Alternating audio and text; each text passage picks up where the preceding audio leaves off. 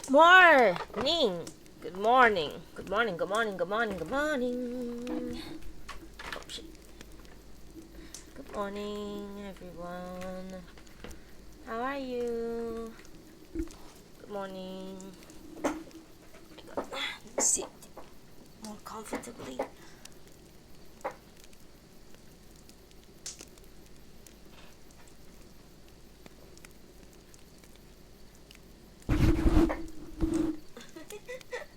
Sorry. Fumbling a bit. Okay. Get comfortable, everyone. Get comfortable. Get your favorite cup of tea, or jar of tea, or teapot of tea. Get your favorite coffee. I suspect today we're gonna have a long reading session. So, just wanting to know, you should get ready for it. Okay, hang on. Ah, yes, hang on. Well, you know this, well, I am, I have to go in.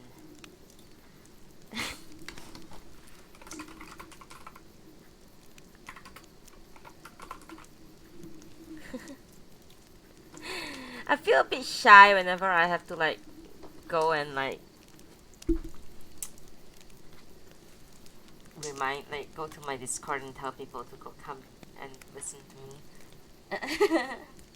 I don't know. I think I'm more into like organic interactions. Like not I don't know. I mean it's like reminding people that I'm going live probably isn't that as bad as I think it is, but to me it's like it just seems a bit desperate.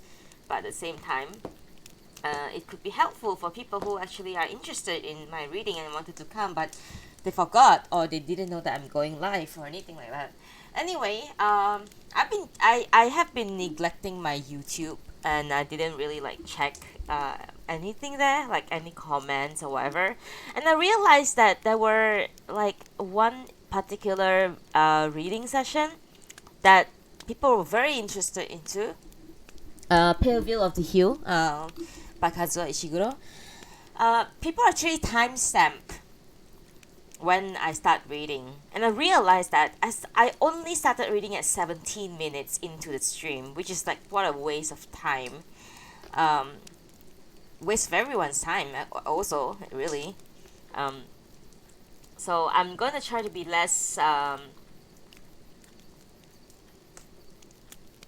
gonna try to be less rambly in the start of my stream. I'm probably just gonna go ahead and start right now. Actually, yeah. I mean, I was rambly because there were people in my stream and they were like talking to me, and I was like just going like chit chatting with them.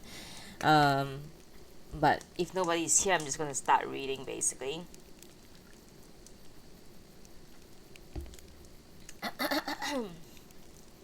Alrighty, guys, are you guys ready? Um, it's gonna be a long stream, I think, because this book has no chapters. It just goes by like October 1948 or April 1949, which is right now. And the last two, if you want to call it chapter, right? Last two chapters, April 1949 and November 1949, it's more than half of the book. So that means the first chapter, October 1948, is like about halfway into the book. So I'm going to have some kind of an intermission today. Take a break after at some point to eat something, drink something, so that I won't feel so tired of reading, and also, yeah, I have things to attend to. At some point in time, I will take a short break, very short break, like 5 minutes maybe. I hope you guys don't mind. Not that anyone is here listening to this, right? Ha ha ha. Anyway, I had my breakfast, I had my coffee, I'm ready to go. Okay, good morning, guys. Once again, we are today reading. Wait, lip balm.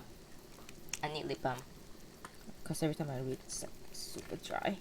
My lips get super dry.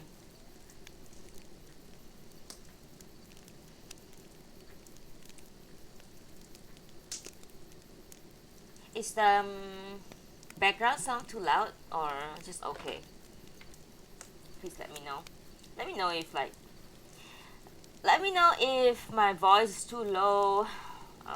Background needs to be like higher or something. I don't know. Lower, higher. I don't know. Whatever.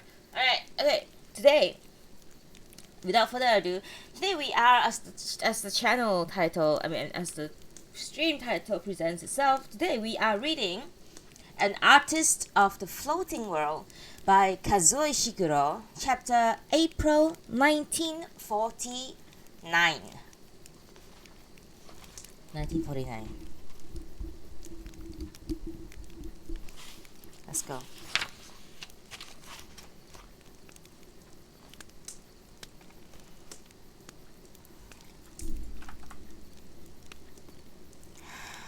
On 3 or 4 evenings a week, I still find myself taking the path down to the river and the little wooden bridge still known to some who lived here before the war as the Bridge of Hesitation.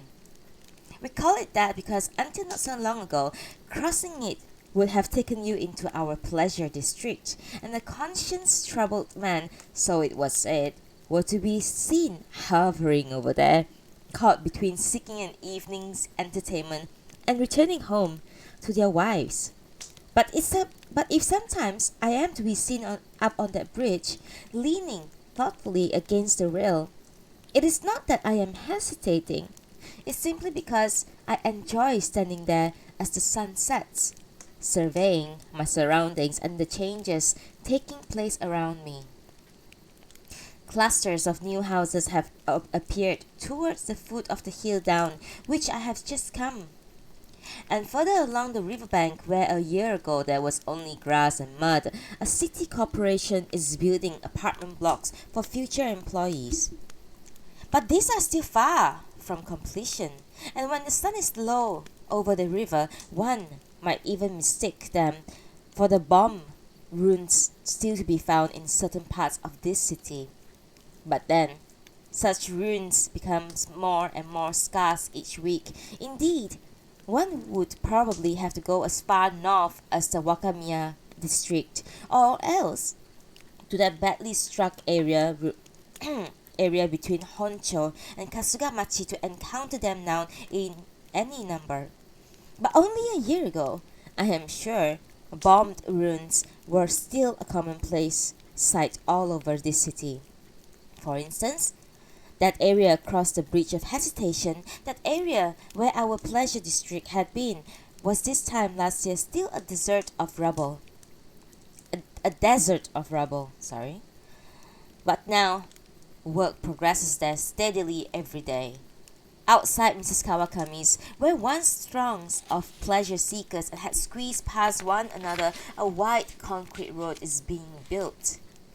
Along both sides of it, the foundations for rows of large office buildings. I suppose by the time Mrs. Kawakami informed me one evening not so long ago of the corporation's offer to buy her out for a generous sum, I had long since accepted she would sooner or later to have to close up and move. I don't know what to do, she had said to me. It would be terrible to live here after all this time. I was awake thinking about it all last night. But then again, Sensei, when I thought about it, I said to myself, well, now with Shintaro-san gone, Sensei is the only dependable customer I have left. I really don't know what I should do. I am indeed only her real customer these days. Shintaro has not shown his face at Mrs. Kawakami since that small episode last winter, lacking the courage, no doubt, to face me. This was, I suppose, unfortunate for Mrs. Kawakami, who had nothing to do with the affair. It had been one evening last winter while we were drinking together as usual then, that Shintaro first mentioned to me that his ambition to gain a teaching post at one of the new high schools.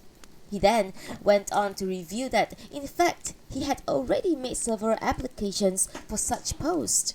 Now, it is, of course, many years since Shintaro was my pupil, and there is no reasons why he should not have gone about such matters without consulting me.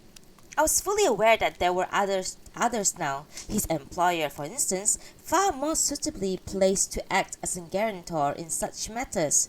Nevertheless, I confess I was somewhat surprised he should not have confided in me at all about these applications. And so, when Shintaro presented himself at my house that winter's day shortly after New Year, when I found him standing giggling nervously in my entryway saying, "Sensei, it is a great impertinence of me to come here like this," I felt something akin to relief, as though things were returning to a more familiar footing.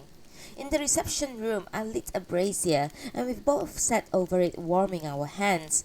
I noticed some snowflakes melting on the overcoat Shintaro was continuing to wear and asked him, "Good morning, Ando." "Good morning. Thank you so much for being here." "The snow has started again?"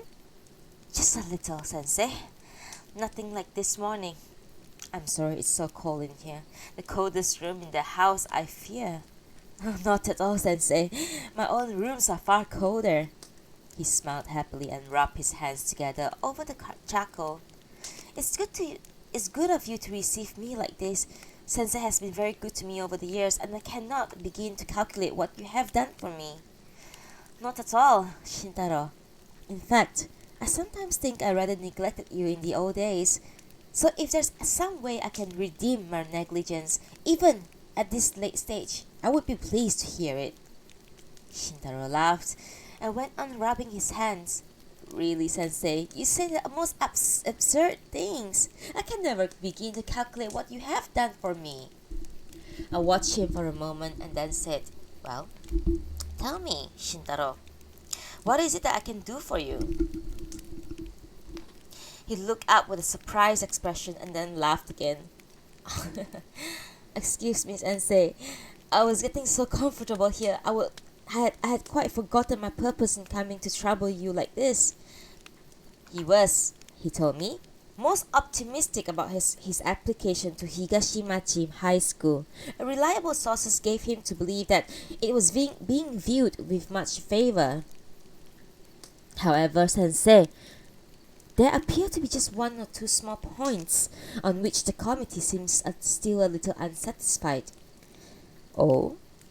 "Indeed, Sensei. Perhaps I should be frank. The small points I refer to concern the past." "The past?" "Indeed, Sensei." At this point, Shintaro gave a nervous laugh. Then, with an effort, he continued, "You must know, Sensei, that my respect for you is of the very highest. I have learned so much from Sensei, and I will continue to be proud of our association." I nodded and waited for him to go on. "The fact is, Sensei, I would be most grateful if you would yourself write to the committee just to confirm certain statements that I have made." "And what sort of statements are these, Shintaro?" Shintaro gave another giggle, then reached his hands out over to the brazier again. It's simply to satisfy the committee, Sensei. Nothing more. You may recall, Sensei, how we once had cause to disagree over the matters of my work during the China crisis.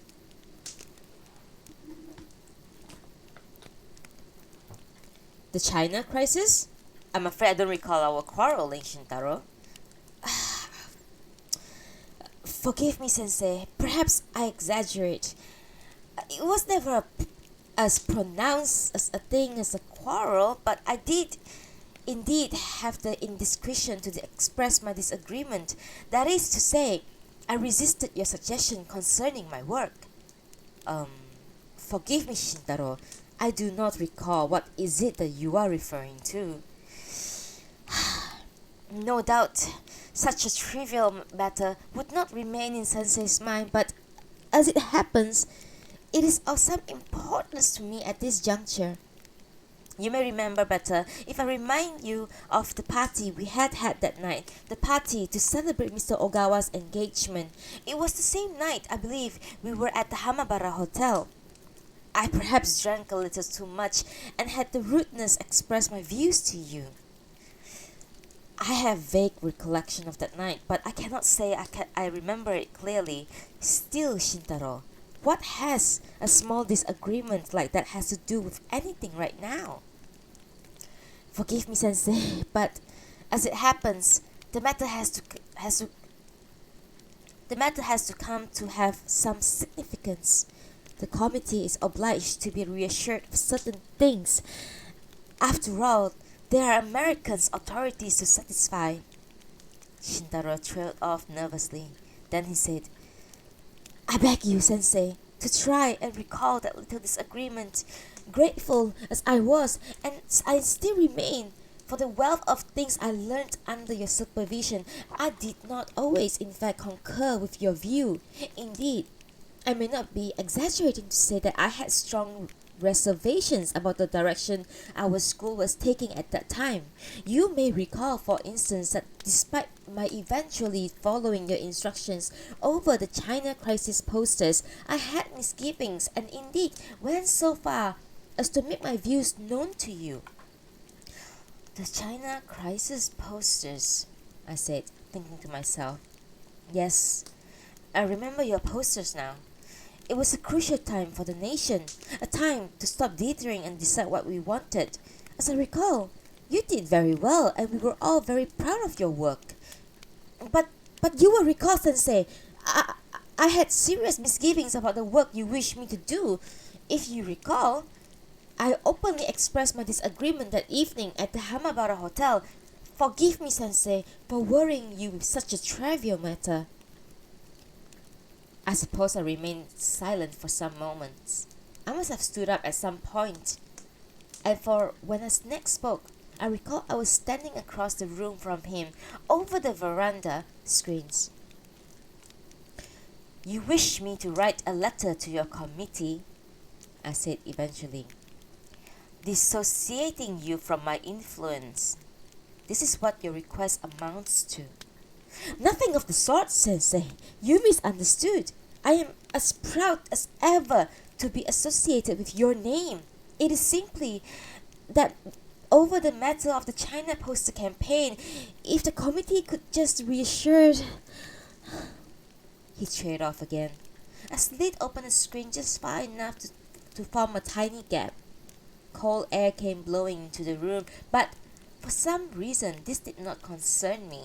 I gazed through the gap across the veranda and walked out into the garden. The snow was falling in slow drifting flakes. Shintaro, I said, why don't you simply face up to the past? You gained so much credit at the time for your poster campaign, much credit and much praise. The world may now have a different opinion of your work, but there's no need to lie about yourself. Indeed, Sensei, Shintaro said. I take your point. But getting back to the matter in hand, I would be most grateful if you would write to the committee concerning the China crisis posters. In fact, I have here with me the name and address of the committee chairman. Shintaro, please listen to me. Sensei, with every respect, I am always very grateful for your advice and learning, but at this point, I am a man in the midst of my career. It is all very well to reflect and ponder when one is in retirement. But as it happens, I live in a busy world and there are one or two things I must see to if I am to secure this post, which by all other accounts is mine already. Sensei, I beg you, please consider my position. I did not reply, but continued to look out at the snow falling down on my garden. Behind me, I could hear Shintaro getting to his feet. Here is the name and address, Sensei. If I may, I will leave them here.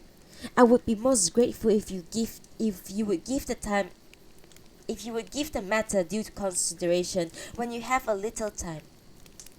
There was a pause, while I suppose he waited to see if I would turn and allow him to take his leave with some dignity.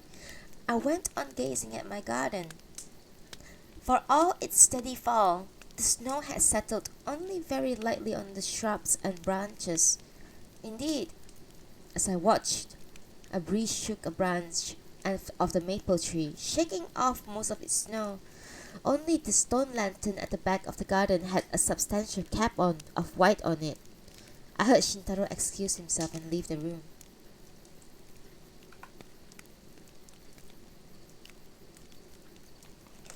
It may perhaps appear as if I was unnecessarily hard on Shintaro that day, but then, if one bears in mind what had been taking place in the weeks immediately prior to that visit of his, it is surely understandable why I should have felt so unsympathetic towards his effort to shirk his responsibilities.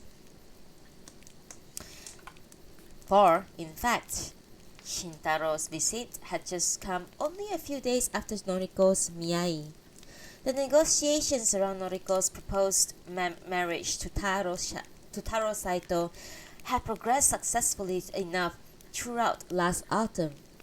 An exchange of photographs had taken place in October, and we had subsequently received word via Mr. Kyo, our go-between, that the young man was keen to meet Noriko.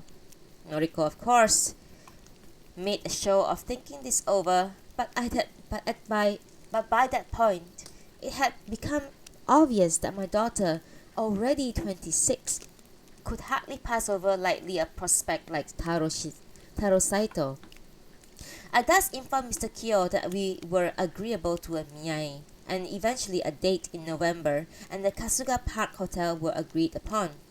The Kasuga Park Hotel, you may agree, has these days a certain vulgar air about it, and I was somewhat unhappy with the choice. But then, Mr. Kyo had assured me a private room would be booked and had gone on to suggest that the Saitos were very much fond of the food there, and I finally gave my consent, albeit without enthusiasm. Mr. Kyo had also made the point that the miyai looked to be heavily weighted towards the prospective groom's family. His younger brother, as well as his parents, intended to be present. It would be perfectly acceptable, he gave me to understand, if we were to bring a relative or close friend to give Noriko additional support. But of course, with Setsuko so far away, there was no one we could properly ask to attend such an occasion, and it may well have been this feeling that we would somehow be at a disadvantage at the miyai, together with our unhappiness with the venue, that caused Noriko to be more tense about the matter than she might otherwise have been. In any case, the weeks leading up to the miyai were difficult ones. Often, she would come home from her office and immediately make some remarks like, "What have you been doing all day, father? Just moping around as usual, I expect?" Far from moping around as it happened, I would have been busy in my efforts to secure a good outcome to the marriage negotiation. But because at that time I believed it important not to worry her with the details of how matters were proceeding, I would talk only vaguely concerning my day, thus allowing her to continue with her insinuations. In retrospect, I see that our not openly discussing certain matters may well have made Noriko all the more tense, and a franker approach on my part may well have prevented many of the unpleasant exchanges that took place between us around that time.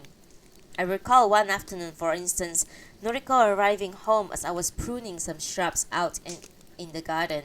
She had greeted me from the veranda in a perfectly civil way before disappearing again into the house. Then, a few minutes later, I was sitting on the veranda looking out at the garden to assess the effect of my work. Then, Noriko, now changed into a kimono, appeared again with some tea. She put the tray down between us and seated herself. It was, as I recall, one of the last of those splendid autumn afternoons we had last year, and the tender light was falling across the foliage. Following my gaze, she said, "Father, why have you cut the bamboo like that? It looks so unbalanced now." Unbalanced? Do you think so? I think it looks balanced enough. You see, you have to take the account where the younger shoots were dominant. Father tends to meddle too much. I think he's going to ruin that bush too. Ruin that bush too? I turned to my daughter. Whatever you mean. You're saying I've ruined others? The azaleas have never regained their looks. That's what comes of father having so much time on his hands. He ends up meddling where it is not required. Excuse me, Noriko. I don't quite see your point. You're saying that the azaleas are unbalanced too? Noriko looked at the garden again and gave a sigh. You should have just left things as they were. I'm sorry, Noriko, but to my eyes, both the bamboo and the azaleas are much improved. I'm afraid I don't see your unbalanced aspect at all. Well, father must be going blind, or perhaps it's just poor taste. Poor taste? Now that's curious. You know, Noriko, people have not on the whole associated poor taste with my name. Well, to my eyes, father, she said tiredly, the bamboo is unbalanced, and you have spoiled the way the tree hangs over it too. For a moment, I sat gazing at the garden in silence. Yes, I said, eventually, and gave a nod. I suppose you might see it that way, Noriko. You never did have an artistic instinct, neither you nor Setsuko. Kenji was another matter, but you girls took after your mother. In fact, I remember when your mother used to make such misguided comments. Is father such an authority on how to cut shrubs? I didn't realize that. I'm sorry. I didn't claim to be an authority. It is simply that I am a little surprised to be accused of poor taste.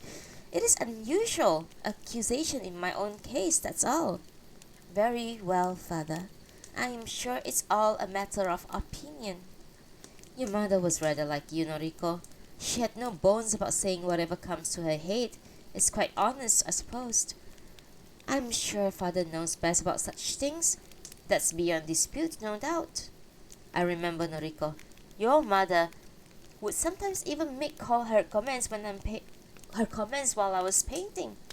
She would try to make some point and make me laugh, and then she would laugh too and concede that she knew little about such things.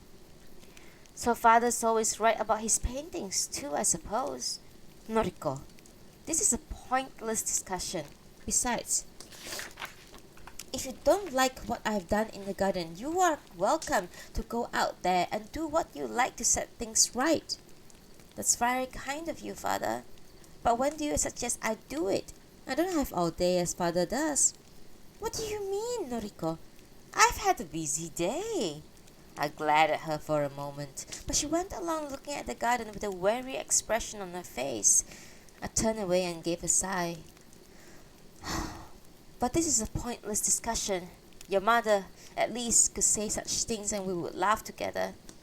At such moments, it was indeed tempting to point out to her the extent to which I was in fact exerting myself on her behalf. Had I done so, my daughter would no doubt have been so surprised, and I dare say ashamed her at her behavior towards me. That very day, for instance, I had actually been to the Yanagawa district where I had discovered Kuroda was now living. It had not, in the end, been a difficult task to discover Kuroda's whereabouts. The art professor in Uemachi College, which once I had assured him of my good intentions, had given me not only the address but on account of what had been happening to my former pupil over these past years. Kuroda's, it seemed, had not fared at all badly since his release at the end of the war. Such are the ways of this world, that his years in prison gave him strong credentials, and certain groups had made a point to welcoming him and seeing to his needs. yet thus experienced little difficulty finding works, mainly small tutoring jobs, or the materials to recommence his own paintings. Then, towards the early part of last summer, he had been given the post of art teacher at Uemachi College. Now, it may seem somewhat perverse of me to say so, but I was pleased and indeed rather proud to hear Kuroda's career was progressing well. But then, it is only natural after all that his former teacher should continue to take pride in such things, even if circumstances have caused teacher and pupil to become estranged. Kuroda did not live in a good quarter. I walked for some time through little alleys filled with dilapidated lodgings houses before coming to a concrete square resembling a forecourt of a factory. Indeed, across the square, I could see some old trucks had been parked, and farther on, behind a mesh fence, a bulldozer was churning up the ground. I recall I was standing watching the bulldozer for some moments before realizing the large new building above me was in fact Kuroda's apartment block. I climbed to the second floor where two small boys were riding tricycle up and down the corridor and searched out Kuroda's door. My first ring was not answered, but I was then firmly resolved to go ahead with the encounter and rang again. A fresh-faced young man of around 20 opened the door. "I'm very sorry," he spoke earnestly, "but Mr. Kuroda isn't home at the present. I wonder, sir, are you perhaps a work associate?" "In a manner of speaking, there are a few things I wish to discuss with Mr. Kuroda." "In that case, you be good as to come in and wait. I'm sure Mr. Kuroda will not be gone long, and he would very much regret if he were to miss you." "But I don't wish to put you to any bother." "Not at all, sir. Please come in." The apartment was small, and like many of these modern affairs, had no entryway as such, the tatami starting a little way inside the front door with if only a shallow step up. There was a tidy look to the place, and a number of paintings and hangings adorned the walls. Plenty of sunlight came into the apartment through the large windows, which I could see open on the narrow balcony. The noise of the bulldozer could be heard coming from outside. One moment, please, for tea.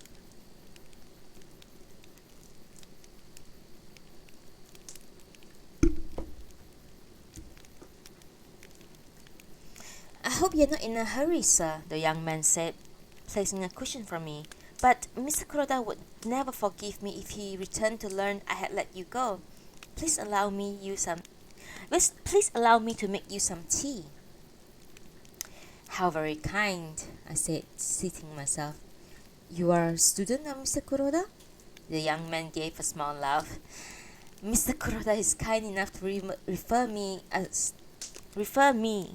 to me as his protege, although I am myself doubtful if I'm worthy of such a title. My name is Enchi. Mr. Kuroda used to tutor me, and now, despite his heavy commitments at his college, he generously continues to take an interest in my work." From outside came the noise of the bulldozer at work. For a moment or two, the young man hovered awkwardly, then excused himself, saying, "Please, I will prepare some tea." A few minutes later, when he reappeared, I pointed to a painting on the wall, saying, "Mr. Kuroda's style is quite unmistakable."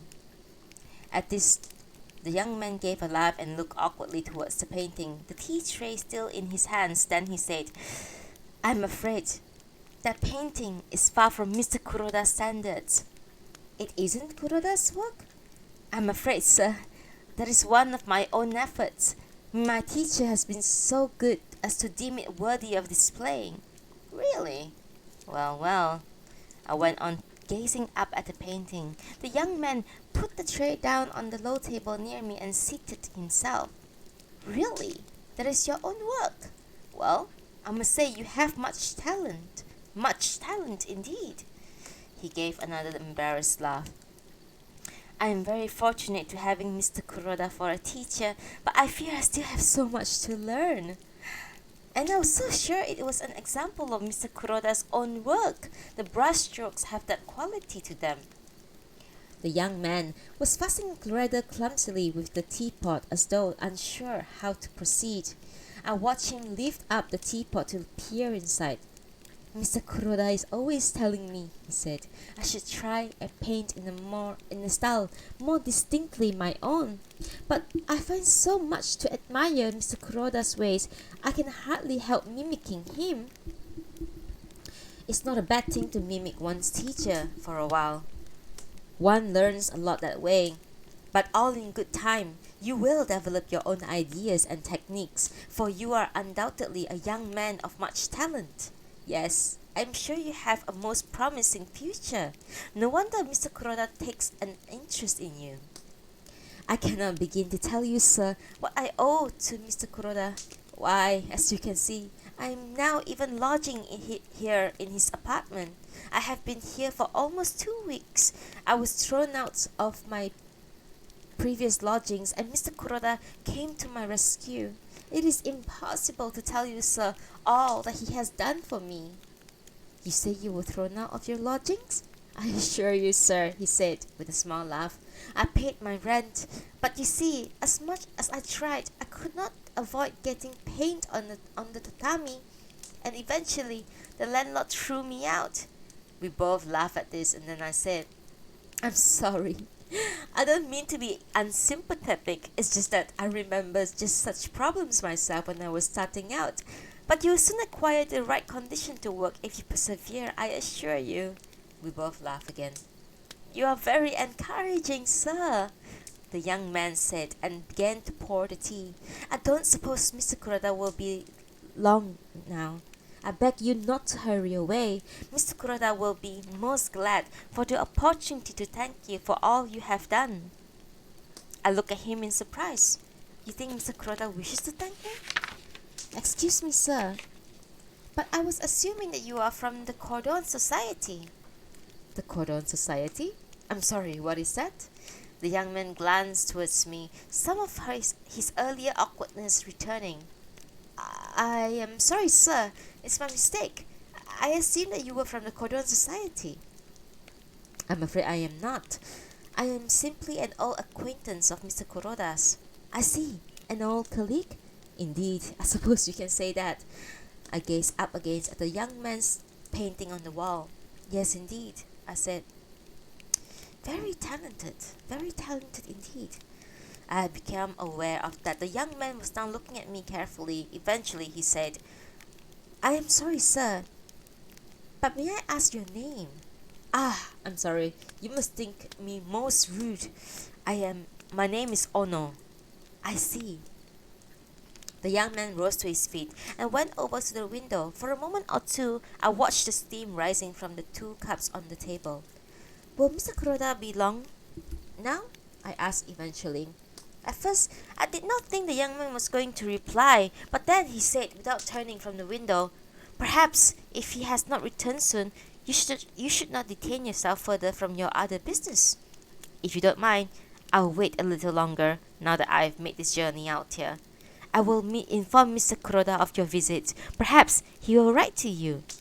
Out in the corridor, the children seemed to be banging their tricycle against the wall not far from us and shouting at each other. It struck me then how much like a sulking child the young man at the window looked. Forgive me for saying this, Mr. Enchi, I said, but you are very young indeed. You could only have been a boy when Mr. Kuroda and I first knew each other. I would ask you not to jump to conclusions about matters of which you do not know the full details. The full details? He said, turning to me. Excuse me, sir, but are you aware of the full details? Do you know what he suffered? Most things are more complicated than they appear, Mr. Enchi. Young men of your generation tend to see things far too simply.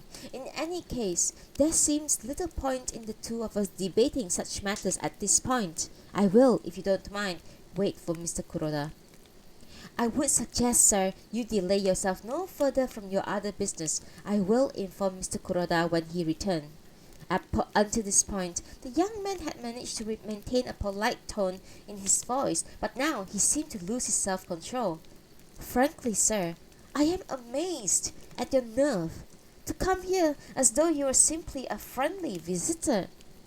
But I am a friendly visitor, and if I may say so, I think it is for Mr. Kuroda to decide whether or not he wishes to receive me as such. Sir, I have come to know Mr. Kuroda well, and in my judgment it is best you leave now. He will not wish to see you. I gave a sigh and rose to my feet. The young man was again looking out of the window, but as I was removing my hat from the coat stand, he turned to me once more. The full detail, Mr. Ono, he said, and his voice had a strange kind of composure. It is clearly you who are ignorant of the full details, or else how would you dare to come here like this? For instance, sir, I think you never knew about Mr. Kuroda's shoulder.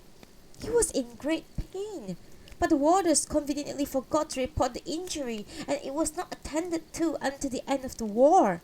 But of course, they remembered it well enough whenever they decided to give him another beating. Traitor! That's what they called him. Traitor! Every minute of every day. But now we all know who the real traitors were. I finished lacing my shoes and started to the door. You are too young, Mr. Enchi, to know about this world and its complication. We all know who the real traitors are, and many of them are still walking free. You will tell Mr. Kuroda I was here? Perhaps he will be so good as to write to me. Good day, Mr. Enchi. Naturally, I did not allow the young man's word to upset me unduly, but in the light of Noriko's marriage negotiations, the possibility that Kuroda was as hostile to my memory as Enchi had suggested was indeed a disturbing one. It was, in any case, my duty as a father to press on with the matter, unpleasant though it was, and on returning home that afternoon, I composed a letter to Kuroda, expressing my desire that we should meet again, particularly since I had a matter of some delicacy and importance to discuss with him. The tone of my letter had been friendly and conciliatory, and so I was disappointed by the cold and offensive brief reply I received a few days later. The letter writes, I have no reason to believe a meeting between us would produce anything of value, my former pupil had written. I thank you for your courtesy in calling the other day, but I feel I should not trouble you further to fulfill such obligations. This matter with Kuroda did, I confess, cast something of a shadow over my mood. It certainly marred my optimism concerning Noriko's negotiations, and though, as I have said, I kept from her the details of my attempts to meet with Kuroda, my daughter undoubtedly sensed the matter had not been resolved satisfactorily, and this no doubt contributed to her anxiety. On the day of the Miyai itself, my daughter seemed so tense, I became concerned as to the impression she would make that evening in front of the Saitos, who were themselves bound to display a smooth and relaxed assurance. Towards the latter of the afternoon, I felt it would be prudent to try and lighten Noriko's mood somewhat, and this was the impulse behind my remarking to her as she passed through the dining room where I was sat reading. It's astonishing, Noriko, how you can spend the whole day doing nothing but preparing your appearance. You think this was just the marriage ceremony itself. It's just like father to mock then not to be properly ready himself. She snapped back. I'll only need a little time to be ready, I said with a laugh. Quite extraordinary. You're taking the whole day like this. That's father's trouble. He's too proud to prepare properly for these things. I looked up at her in astonishment. What do you mean too proud? What are you suggesting, Noriko? My daughter turned away, adjusting her hair caps. Noriko, what do you mean too proud? What are you suggesting? If father doesn't want to make a fuss over something as trivial as my future, then that's quite understandable. After all, Father hasn't even finished his newspaper yet. But you're changing your tack now. You were saying something about me being too proud. Why don't you say more about it? I just hope Father's presentable when the time comes, she said, and went purposely out of the room. On that occasion, as often during those difficult days, I was obliged to reflect on the marked contrast of Noriko's attitude with that she had displayed the previous year during the negotiations with the Miyake family. Then she had been relaxed almost to the point of complacency, but of course she had known Jiro Miyake well. I dare say she had been confident that the two of them would marry and had regarded the discussions between the families as nothing more than cumbersome formalities.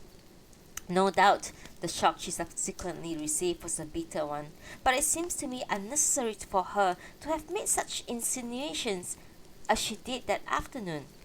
In any case, the little altercation hardly helped to put us in the right frame of mind for the Miyai, and in all likelihood contributed to what took place that evening at the Kasuga Park Hotel. For many years, the Kasuga Park Hotel was amongst the most pleasant of the Western-style hotels in the city. These days, though, the management had taken to decorating the rooms in somewhat vulgar manners, intended, no doubt, to strike the American clientele, with whom the place is popular as being charmingly Japanese.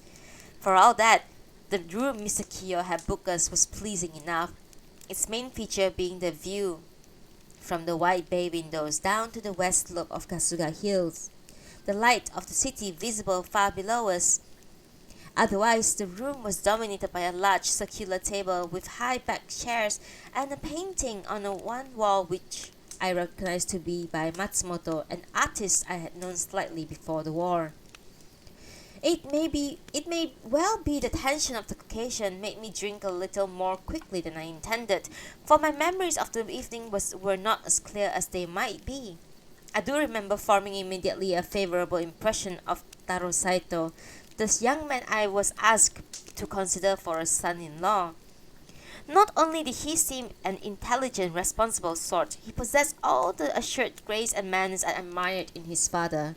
Indeed, observing the unworried yet highly courteous way Taro Saito received myself and Noriko as we first arrived, I was reminded of another young man who had impressed me in a parallel situation some years earlier. That is to say, Suichi at Setsuko Miyai, at what was in those days in the Imperial Inn. And for a moment, I considered that the possibility that Taro Saito's courtesy and good-naturedness would fade with time as surely as Suichi's had done. But then, of course, it is to be hoped that Taro Saito will never have to endure such embittering experiences Suichi is said to have done.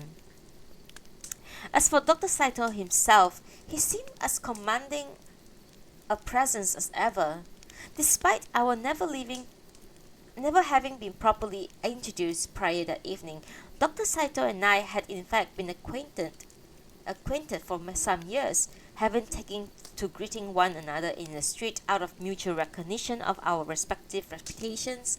His wife, a handsome woman in her 50s, I had likewise exchanged greetings with, but little else I could see she was, just like her husband, someone of considerable poise, confident in handling any awkward situation that might arise. The only member of the Saito family who did not impress me was the younger son, Mitsuo, whom I suggest to be in his early 20s. Now that I think back to that evening, I am sure my suspicions about young Mitsuo were aroused as soon as I saw him. I am still uncertain as to what first set off a warning. Perhaps it was that he reminded me of young Enchi, whom I had encountered in Kuroda's apartment. In any case, as we began to eat, I found myself becoming increasingly confirmed in these suspicions, although at this point Mitsuo was behaving with all due decorum. There was something in the way I would catch him looking at me, or about the way he would pass a bowl to me across the table, that made me sense his hostility and accusation. And then, after we had been eating for several minutes, I was struck by a sudden thought. that Mitsuo's attitude was not in fact any different from the rest of the family. It was simply that he was not as skilled in disguising it. From then on, I took to glancing over at Mitsuo as though he were the clearest indicator of what the Saitos were really thinking. However, because he was sitting at some distance across the table, and because Mr. Kyo next to him appeared to be engaging him in prolonged conversations, I did not have any significant exchanges with Mitsuo at that stage of the proceedings. We heard you are fond of playing the piano, Miss Noriko. I remember Mrs. Saito remarking at one point. Noriko gave a small laugh and said, I don't practice nearly enough. I used to play when I was younger, said Mrs. Saito, but now I am too out of practice. We women are given so little time for such pursuits, don't you think? Indeed, my daughter said rather nervously. I have a very poor appreciation of music myself, Taro Saito put in, gazing unflinchingly at Noriko. In fact, my mother has always accused me of being tone deaf. As a result, I have no confidence in my own taste, and I'm obliged to consult her about which composers to admire. What nonsense, said Mrs. Saito. You know, Miss Noriko, Taro went on, I once acquired a set of recordings of Bach piano concerto, and I was very fond of it, but my mother was forever criticizing it and chastising my poor taste. Naturally, my opinion stood little chance against the likes of my mother here. Consequently, I now hardly listen to Bach. But perhaps you could come to my rescue, Miss Noriko. Aren't you fond of Bach? Bach? For a second, my daughter looked at a loss. Then she smiled and said, Yes, indeed, very much so. Ah, Taro Saito said triumphantly. Now, mother will need to reconsider things. My son is talking nonsense, Miss Noriko. I've never criticized Bach words as a whole, but tell me, don't you agree Chopin is more eloquent so far as the piano is concerned? Indeed, said Noriko. Such stiff responses typified my daughter's performance for much of the earlier part of the evening. That was not, I might say, altogether unexpected.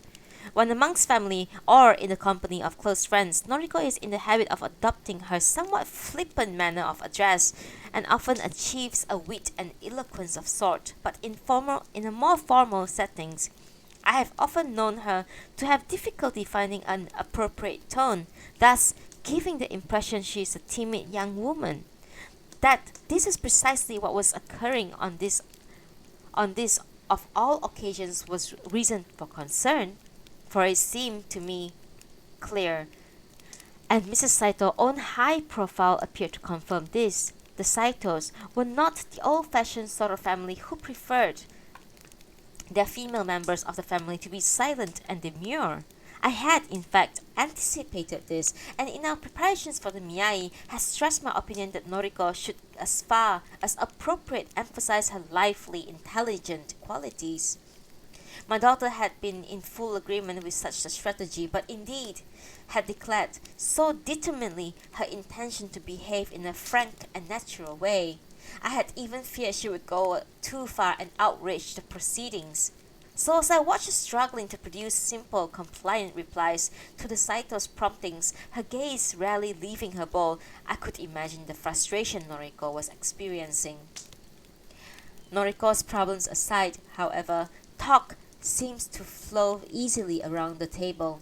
Dr. Saito in particular proved so expert at generating a relaxed atmosphere that had it not been for my awareness of young Mitsuo's gaze on me, I might well have forgotten the gravity of the occasion and lowered my guard.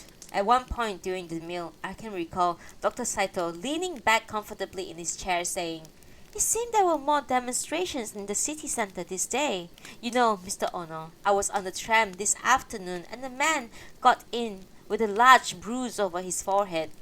He sat next to me, so naturally I asked him if he was alright and advised him to visit the clinic. But you know, it turned out that he had just been to a doctor, and he was now determined to rejoin his companions in the demonstrations. What do you make of that, Mr. Ono? Dr. Saito had spoken casually enough, but I got for a moment the impression that the whole table, Noriko included, had just stopped eating to hear my reply. It is quite possible, of course, that I imagined this, but then I do recall quite distinctly that when I threw a glance towards the young Mitsuo, he was watching me with a peculiar intensity. It is regrettable indeed, I said, that people are getting hurt. No doubts. Feelings are running high. I'm sure you are right, Mr. Ono, Mrs. Saito put in. Feelings may well be running high, but people seem to be going too far now. So many getting injured. But my husband here claims it's all for the good. I really don't understand what he means. I expected Dr. Saito to react to this, but instead there was another pause during which attention seemed once more to focus in my direction. It is as you say, I remarked. A great pity so many have been injured. My wife is misrepresenting me as usual, Mr. Ono, Dr. Saito said. I never claimed all this fighting was a good thing, but I've been trying to convince my wife that there's more to these things than simply people getting injured. Of course, one doesn't want to see people hurt, but the underlying spirit that people feel the need to express their views openly and strongly now, that's a healthy thing, don't you think so, Mr. Ono? Perhaps I hesitated for a moment. In any case, Taro Saito spoke before I could reply. But surely, father, things are getting out of hand now. Democracy is a fine thing, but it doesn't mean citizens have a right to run riot whenever they disagree with something. In this respect, we Japanese have been shown to be like children. We have yet to learn how to handle the responsibility of democracy. Here's the unusual case, Dr. Saito said, laughing. It seems on this question at least, it's the fathers who's far more liberal than the son. Taro may be right. At this moment, our country is running like a young boy learning to walk and run. But I say, the underlying spirit is healthy. It's like watching a growing boy running and grazing his knees. One doesn't wish to prevent him and keep him locked indoors. Don't you think so, Mr. Ono?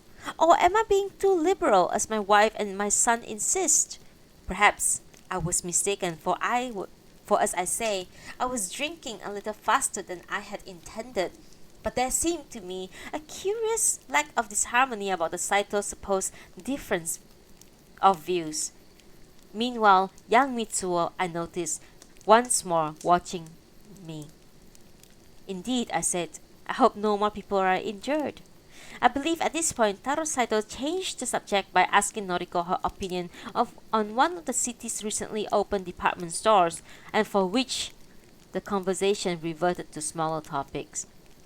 These occasions are not, of course, easy for any prospective bride.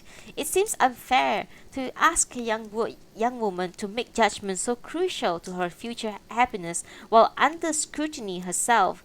But I must admit, I had not expected Noriko to take the tension quite so badly. As the evening progressed, her confidence seems to wane further and further until she seemed unable to say a little more than yes or no.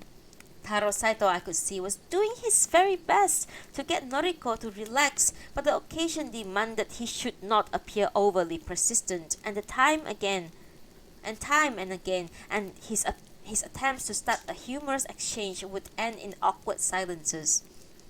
As I watched my daughter's distress, I was struck again by the contrast of the proceedings with the Miyai the previous year.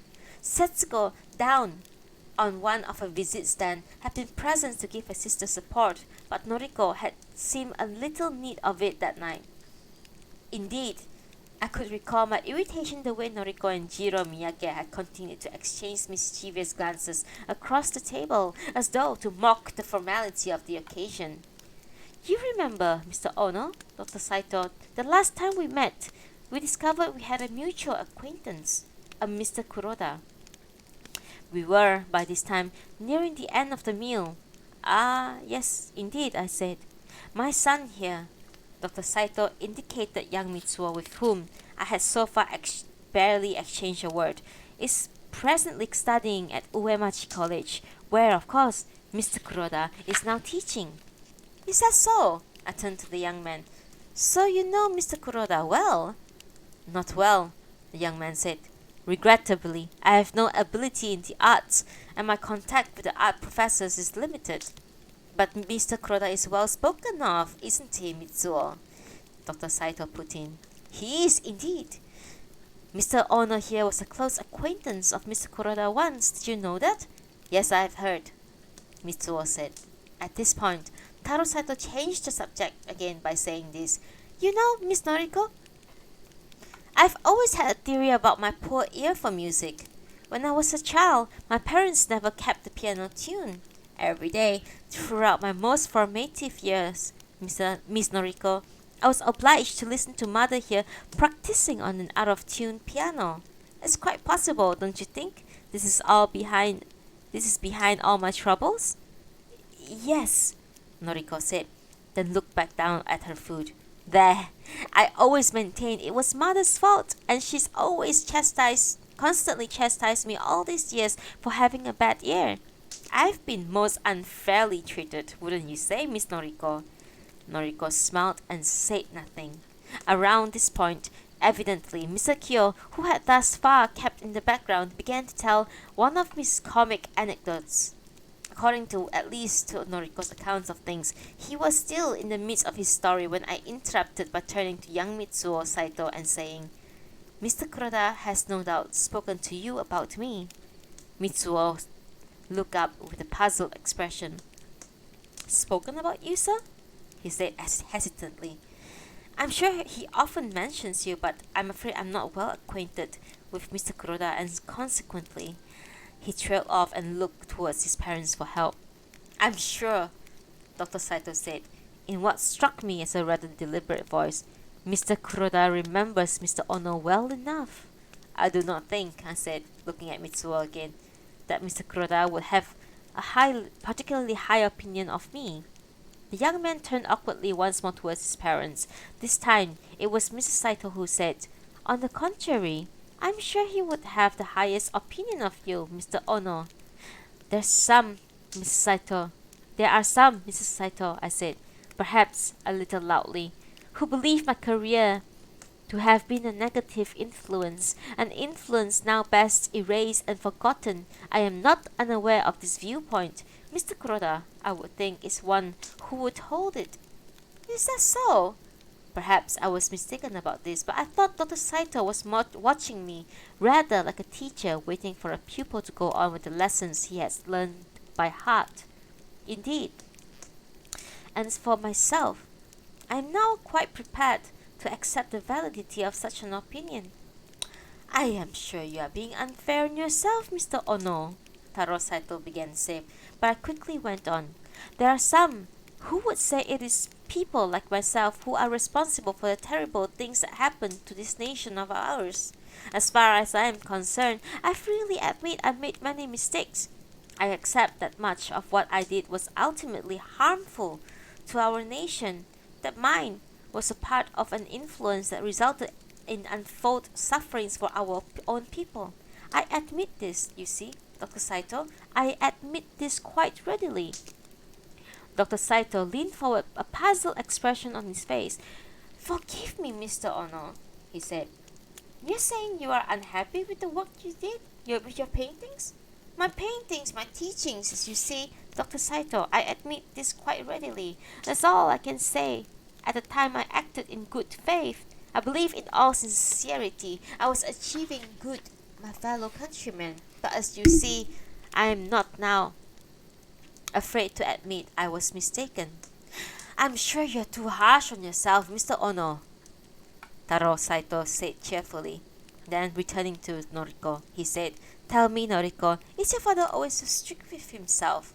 Noriko, I realized, had been staring at me in astonishment. Perhaps, as a result of this, he was taken off guard by Taro, and a customary flippancy came to her lips for the first time that evening. Father's not strict at all. It's me that has to be strict with him. Otherwise, he would never be up for breakfast. Is that so? Taro Saito said. delighted to have drawn a less formal response from Noriko. My father is also a late riser. They said older people sleep less than we do, but from our experience, this seems quite incorrect. Noriko laughed and said, "That I think it's just fathers. I'm sure Mrs. Saito has no trouble getting up." "A fine thing," Dr. Saito remarked to me. "They're making fun of us and we're not even out of the room." I would not wish to claim that the whole engagement had hung in the balance until to that point, but it is certainly my feeling that it was when the Miyai turned from being an awkward, potentially disastrous one into a successful evening. We went on talking and drinking sake for a good while after the meal, and by the time taxis were called, there was a clear feeling that we had all got on well. Most crucially, although they had kept an appropriate distance, it was obvious Taro Saito and Noriko had taken to one another. Of course, I do not pretend certain moments of that evening were not painful for me, nor do I claim I would easily have made such the sort of declaration I did concerning the past had circumstances not impressed upon me the prudence of doing so. Having said this, I must say I find it hard to understand how any man who values his self-respect would wish for long to avoid responsibility for his past deeds. It may not always be an easy thing, but it is certainly a satisfaction and dignity to be gained in the coming of to terms with the mistakes one has to make in the course of one's life. In any case, there is surely no great shame in mistakes made in the best of faith. It is surely a thing far more shameful to be unable to be or unwilling to acknowledge them. Consider Shintaro, for instance, who appears incidentally to have secured the teaching post he was so coveting. Shintaro would be, in my view, a happier man today if he had the courage and honesty to accept what he did in the past. It is, I suppose, as possible the cold reaction he received from me that afternoon just after the New Year may have persuaded him to change the tack in dealing with his committee over the matter of his China crisis posters. But my guess is that Shintaro persisted with his small hypocrisies in pursuit of his goal. Indeed, I have come to believe now that there has always been a cunning underhand side to Shintaro's nature, which I had not really noticed in the past. "You know, Oba-san," I said to Mrs. Kawakami when I was down there one evening not so long ago, "I rather suspect Shintaro was never quite the unworldly sort he would have us believe. That's just his way of gaining an advantage over people and getting things to go his way. People like Shintaro, if they don't want to do something, they pretend they are helplessly lost about it and they have forgiven everything." "Really, sensei?" Mrs. Kawakami gave me a disapproving look, understandably reluctant to think ill of someone who had for so long been her best customer. "For instance, Oba-san," I went on, "I think how cleverly he avoided the war. While others were losing so much, Shintaro just went on working in that little studio of his as though nothing else was happening." "But sensei, Shintaro has a bad leg." "Bad leg or not, everyone was being called up. Of course, they found him in the end, but then the war was over within days. You know, Oba-san, Shintaro told me once he lost 2 working weeks on account of the war. That's what the war cost Shintaro. Believe me, Oba-san. There's far more to our old friend beneath his childish exterior." "Well, in any case," Mrs. Kawakami said tiredly, "it looks..." One moment, please.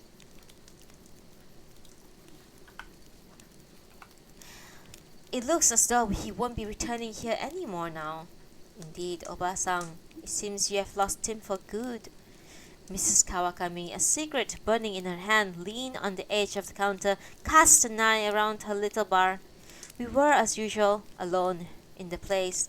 The early evening sun was coming through the mosquito nets on the window, making the room look more dusty and older than it does once darkness has set in. Mrs. Kawakami's lamps are illuminating it. Outside, the men were still working. For the past hour, the sound of hammering had been echoing from somewhere, and a truck starting or a burst of drilling would frequently cause the whole place to shake. And as I followed Mrs. Kawakami's glance around the room that summer's evening, I was struck by the thought of how small, shabby, and out of place her little bar would be would seem amidst the large concrete buildings the city corporation was even at that moment erecting around us. As I said to Mrs. Kawakami, you know, Obasang, you really must think seriously about accepting the offer and move elsewhere now. It's a great opportunity. But I've been here for so long, she said, and waved a hand to clear the smoke from her cigarette. You could open a fine new place, Obasang, in the Kitabashi district, or even in Honcho. You can be sure I'll drop in whenever I'm passing by. Mrs. Kawakami was quiet for a moment, as though listening for something amidst the sound of workmen making outside. Then a smile spread over to her face, and she said, "This was such a splendid district once. Do you remember, Sensei?" I returned her smile, but did not say anything. Of course, the old district had been fine. We had all enjoyed ourselves, and the spirit that had pervaded the bantering and those arguments had never been less than sincere. But then perhaps the same spirit had not always been for the best. Like many things now, it is perhaps as well that the little world has passed away and will not be returning. I was tempted to say as much to Mrs. Kawakami that evening, but decided that it would be tactless to do so. For clearly, the old district was dear to her heart. Much of her life and energy had been invested in it, and one can surely understand her reluctance to accept it has gone forever.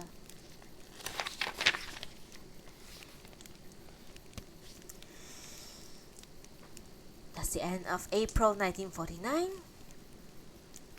I must stretch a little. A little intermission. Oh, okay.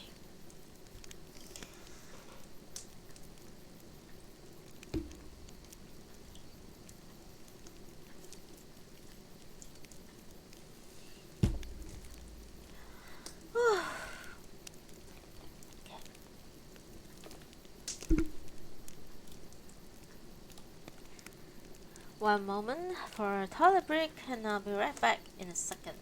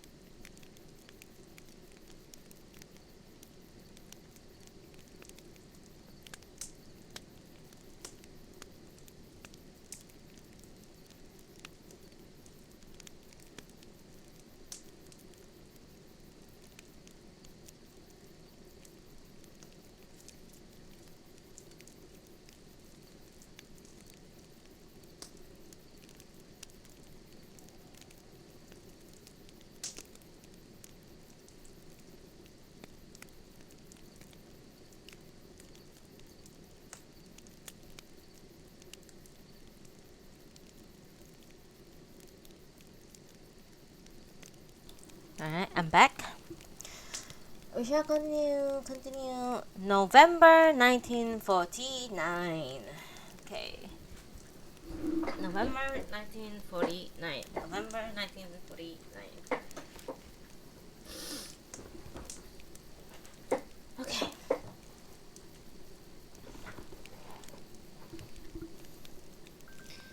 Let me read.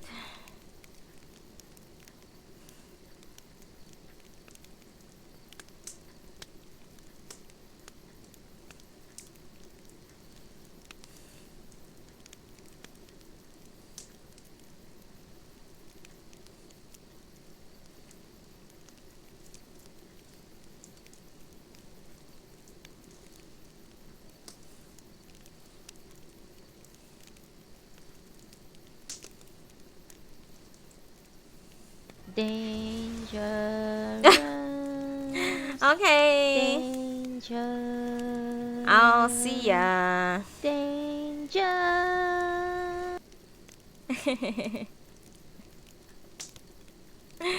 That's your favorite, huh? I should lower the price of that, the points for that.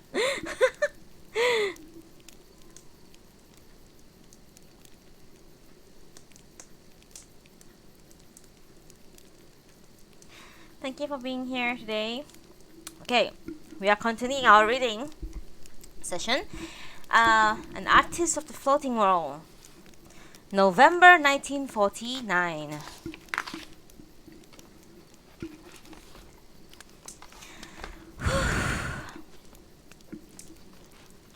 My recollection of the first few times I ever met Dr. Saito remains quite vivid, and I am thus confident enough of its accuracy.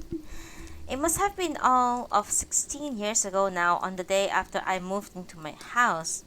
I recall it being a bright summer's day, and I was outside adjusting the fence, or perhaps fixing something to the gateway. Sorry. I should have known it's coming.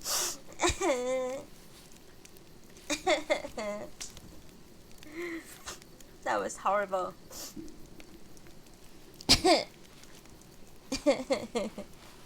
Ah, let me reread.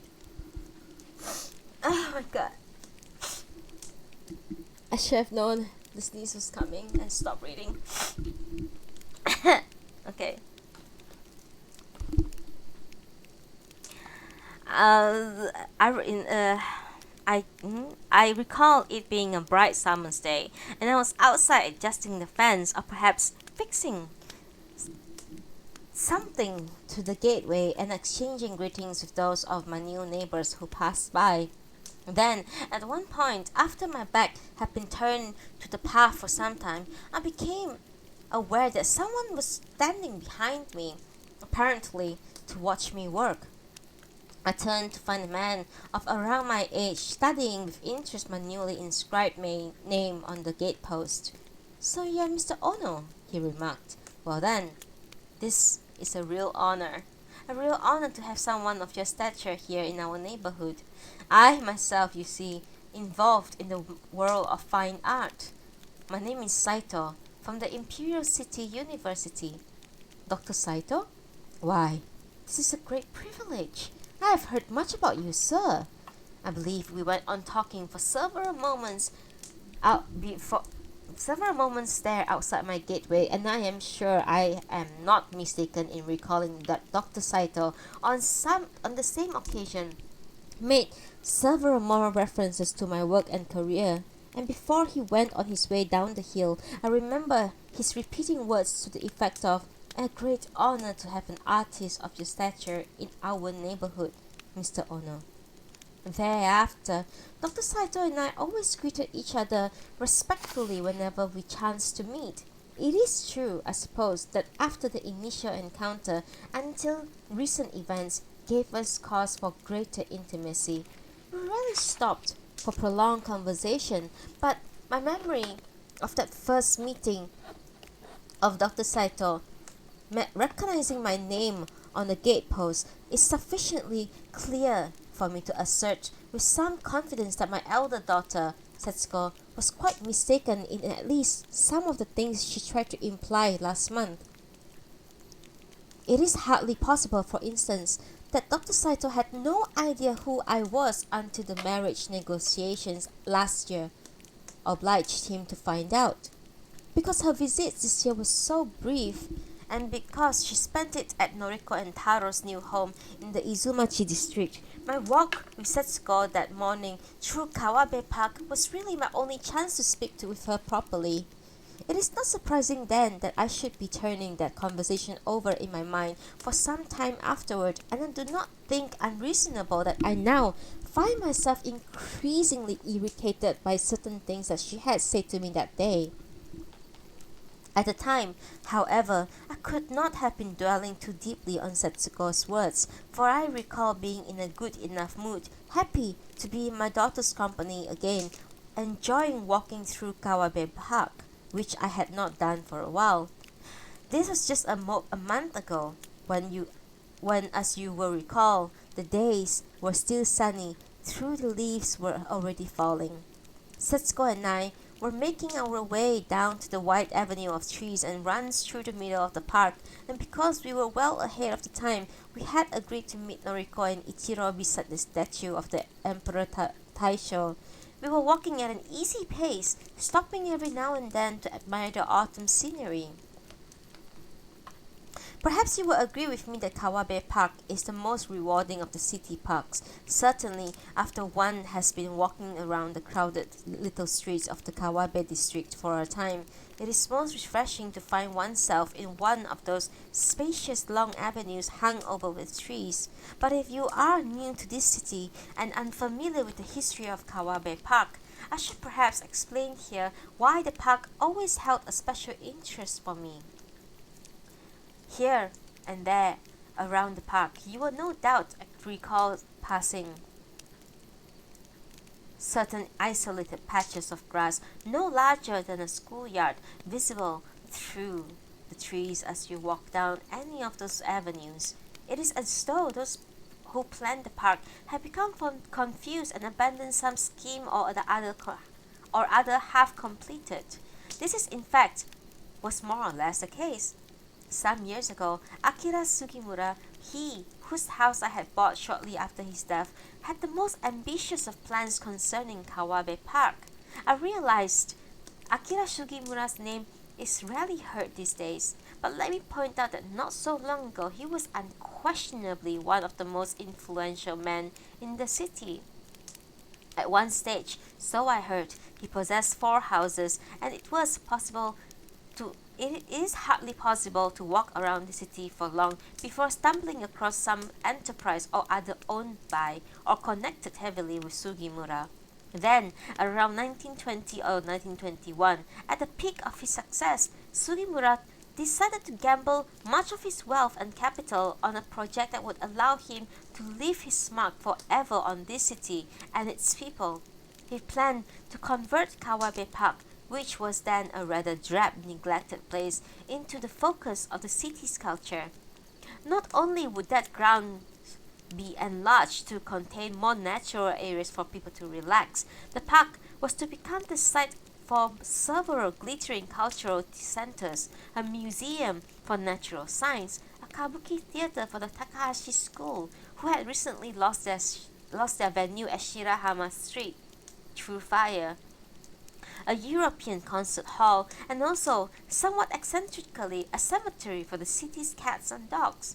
I cannot remember what else he planned, but there was no mistaking the sweeping ambition of his scheme. Sugimura hoped not only to transform the Kawabe district, but the whole cultural balance of the city, bringing a new emphasis to the northern side of the river.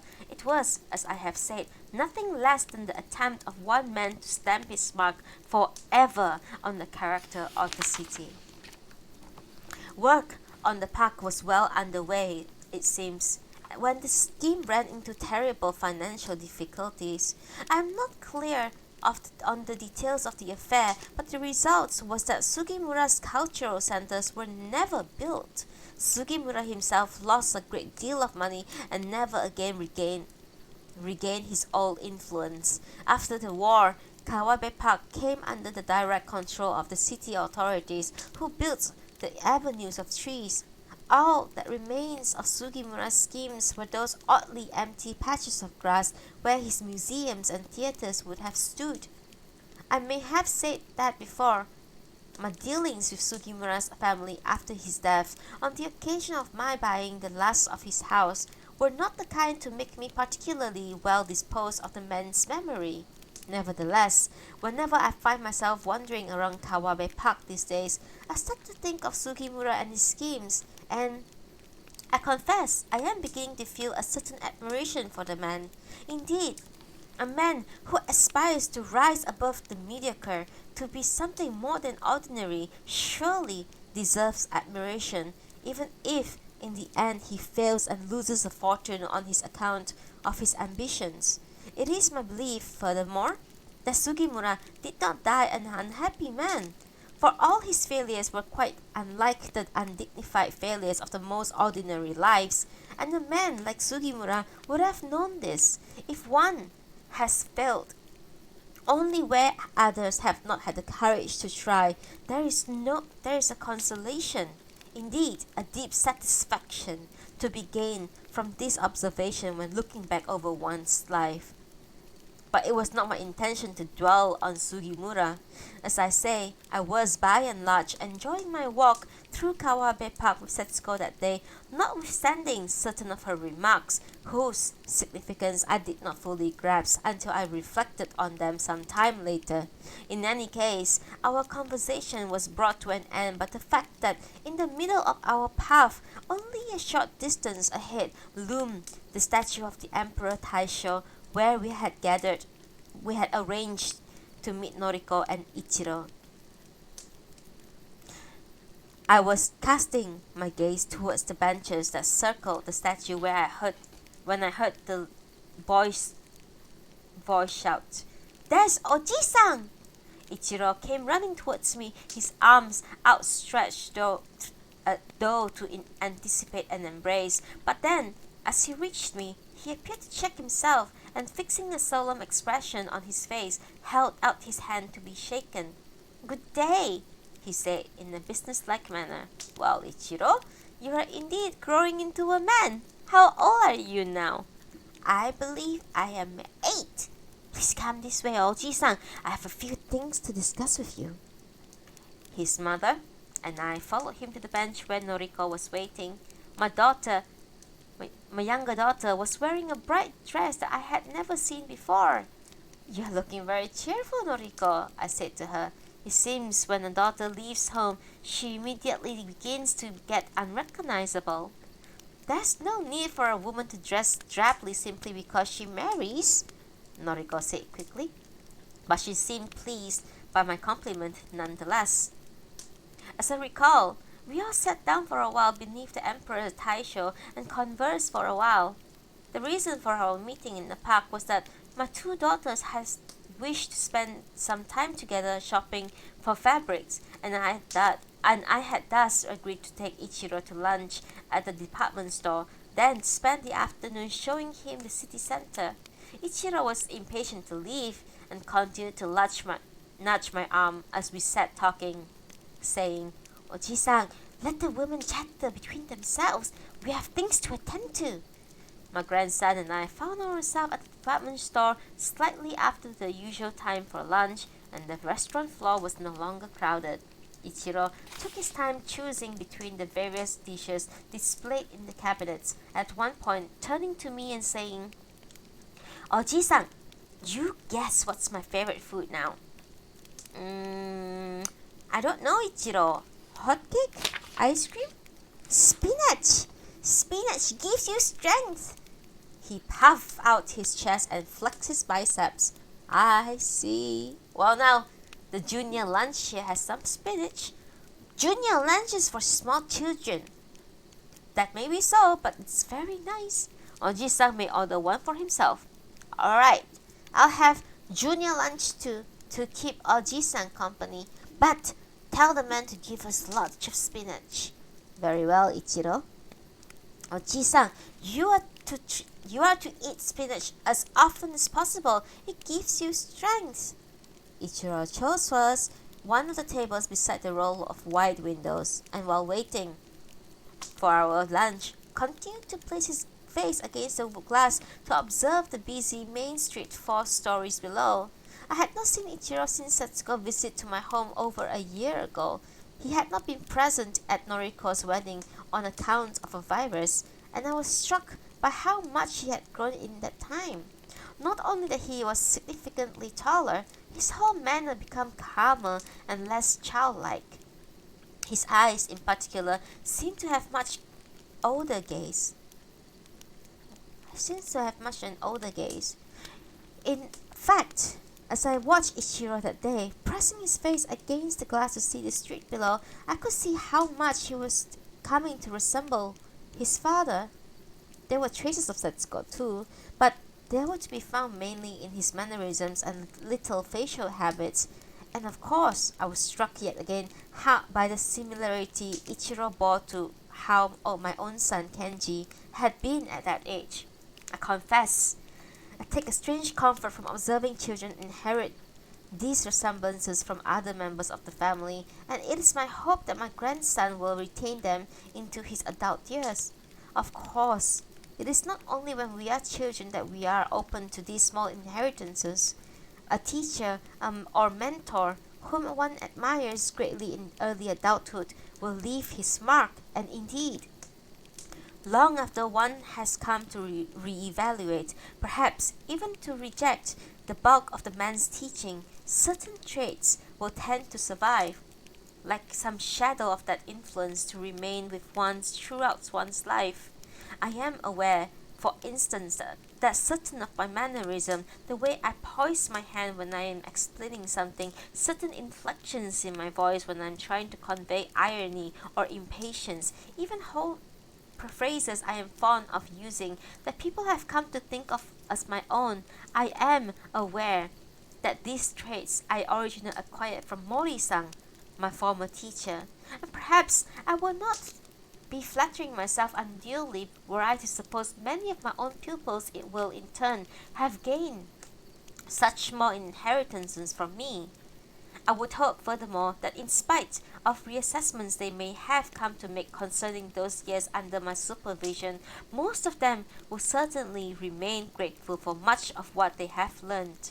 Certainly, for my own part, whatever the obvious shortcomings of my former teacher, Seiji Moriyama, or Mori-san as we have always called him, whatever occurred between us in the end, I would always acknowledge that those 7 years I spent living with his family villa out in the hilly countryside of Wakaba Prefecture were some of the most crucial to my career.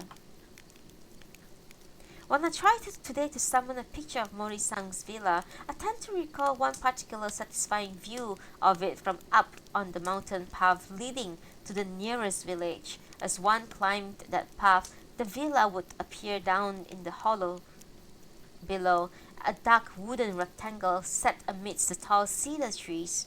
The 3 long sections of the villa linked to form 3 sides of the rectangle around a central yard. The 4th side was completed by a cedar fence and gateway, so that the yard was entirely enclosed, and one could imagine how in all olden times it would have been no easy task for hostile visitors to gain entry once the heavy gate had been swung shut. A modern intruder, however, would have found little such difficulty, for though one would have been unable to see from up on that path, Mori-san's villa was in a state of considerable dilapidation. From up that path, one would not have guessed how the interiors of the building comprised room after room of torn papering, of tatami floors so worn that in several places there was the danger of falling right through if one trod carelessly. Nice to meet you, Dalmas. Thank you so much. Please have a seat. We are currently reading An Artist of the Floating World, November 1949. In fact, when I try to recall a picture of the villa seen at closer quarters, what becomes to me an impression of broken roof tiles, decaying latticework, chipped and rotting verandas. Those roofs were forever developing new leaks after a night of rain. The smell of damp wood and moldering leaves would pervade every room. And there were those months when insects and moths would invade in such numbers, clinging everywhere to the woodwork, burrowing into every crevice, so that one feared they would cause the place to collapse once and for all. Of all of those rooms, only 2 or 3 were in condition to suggest the splendor the villa must once have possessed. One such room, which filled with a clear light through much of the day, was reserved for special occasions. And I remember how from time to time Mori-san would summon all his pupils, there were 10 of us, into that room whenever he had completed a new painting. I recall how before we stepped inside, each of us would pause at the threshold and gasp at admiration at the picture mounted on the center of the floor. Mori-san, meanwhile, would be attending to a plant perhaps, or looking out of the window, seemingly oblivious to our arrival.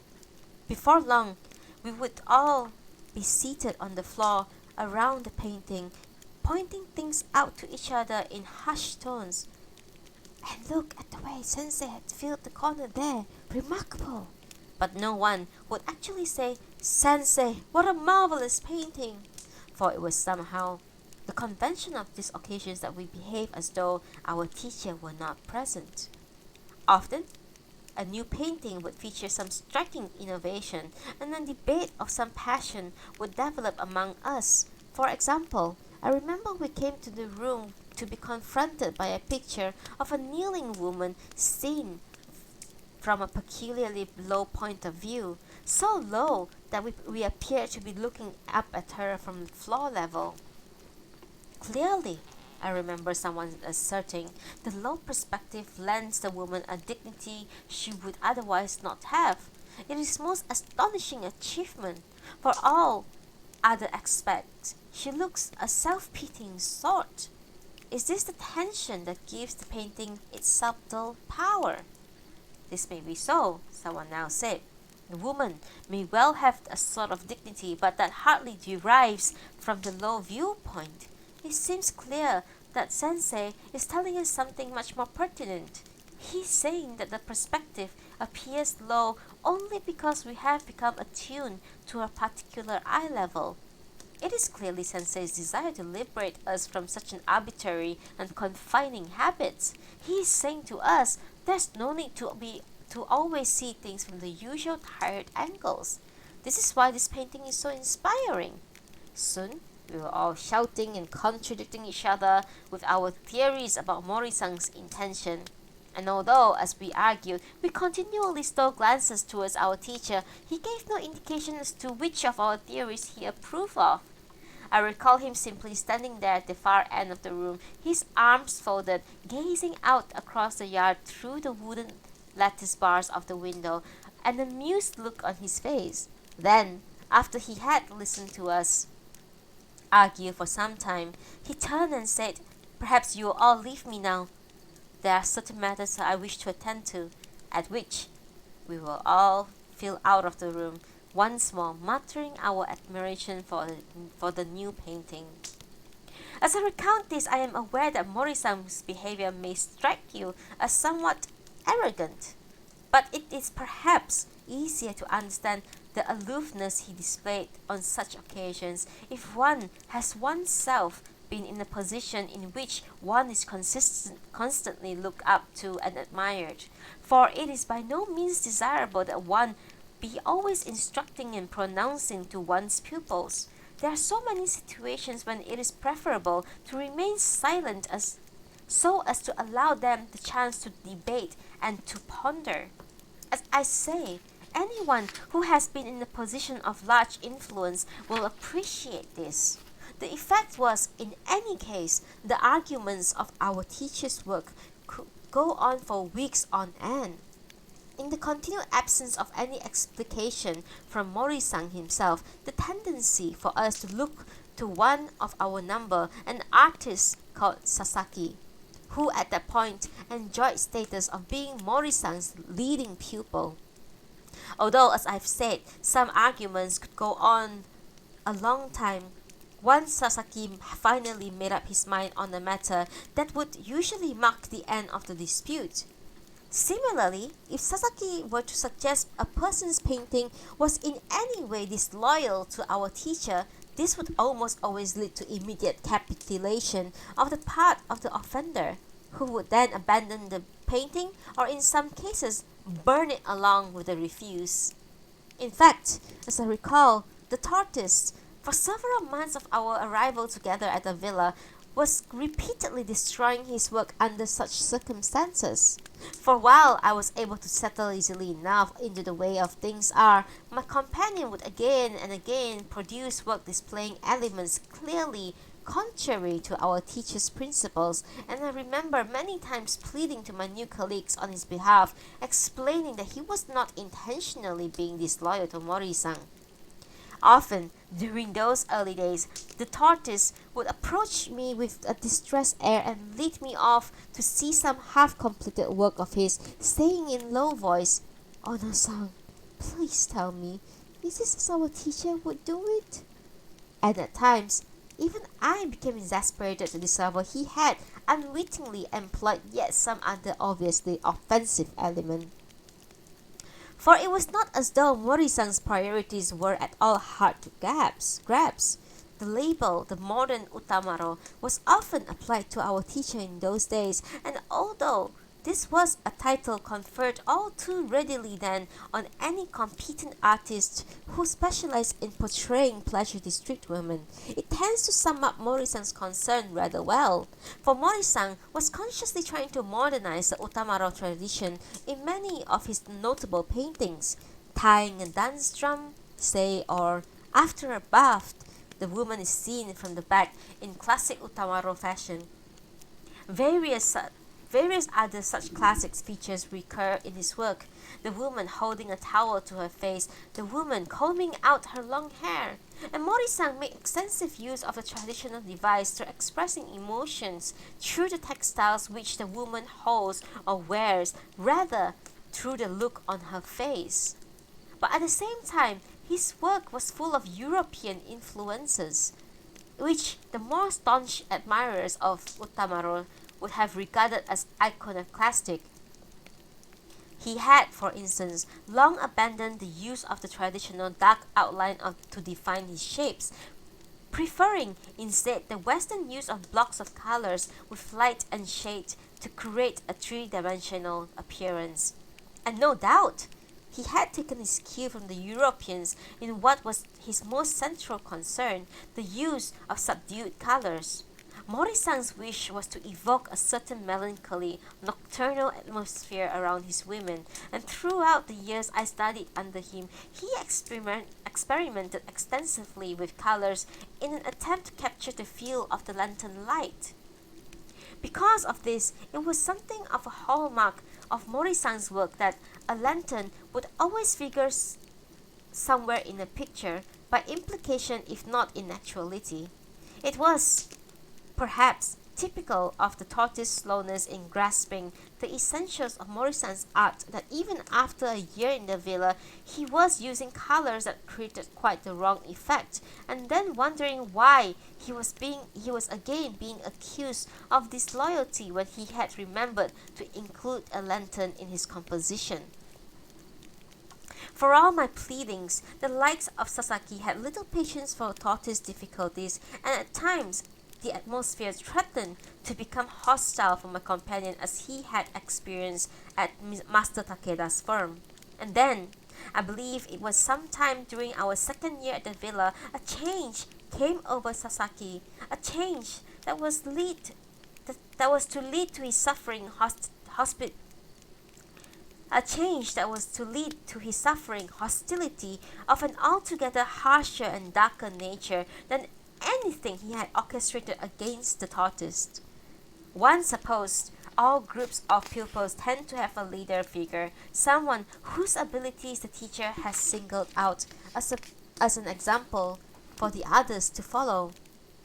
And in this leading pupil, by virtue of his having the strongest grasp of his teacher's ideas, who will tend to function, as did Sasaki, as the main interpreter of those ideas to the less able or less experienced pupils.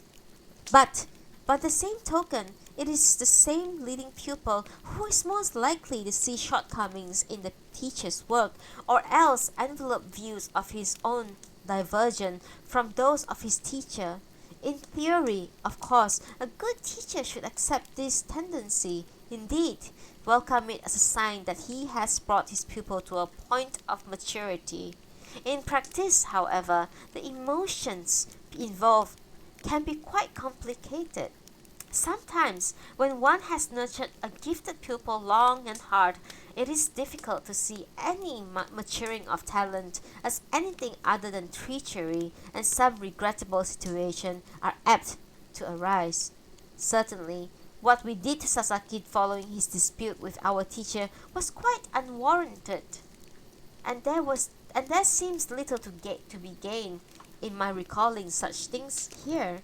I do, however, have some vivid recollection on the night when Sasaki finally left us. Most of us had already turned in.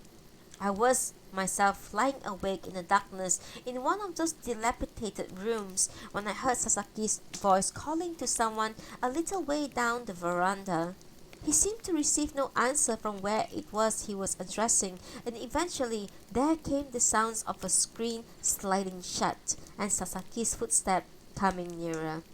I heard him stop at another room and say something, but again he seemed to be met only with silence. His footsteps came closer, and then I heard him slide open the screen of the room next to mine. "You and I have been good friends for many years," I heard him say. "Won't you speak to me?" There was no response from the person he had addressed. Then Sasaki said, "Won't you just tell me where the paintings are?" There was no response. But as I lay there in the darkness, I could hear the sound of rats scuttling under the floorboards of that neighboring room. "Oh, hello. Nice to meet you. Ophelia? Thank you for being here."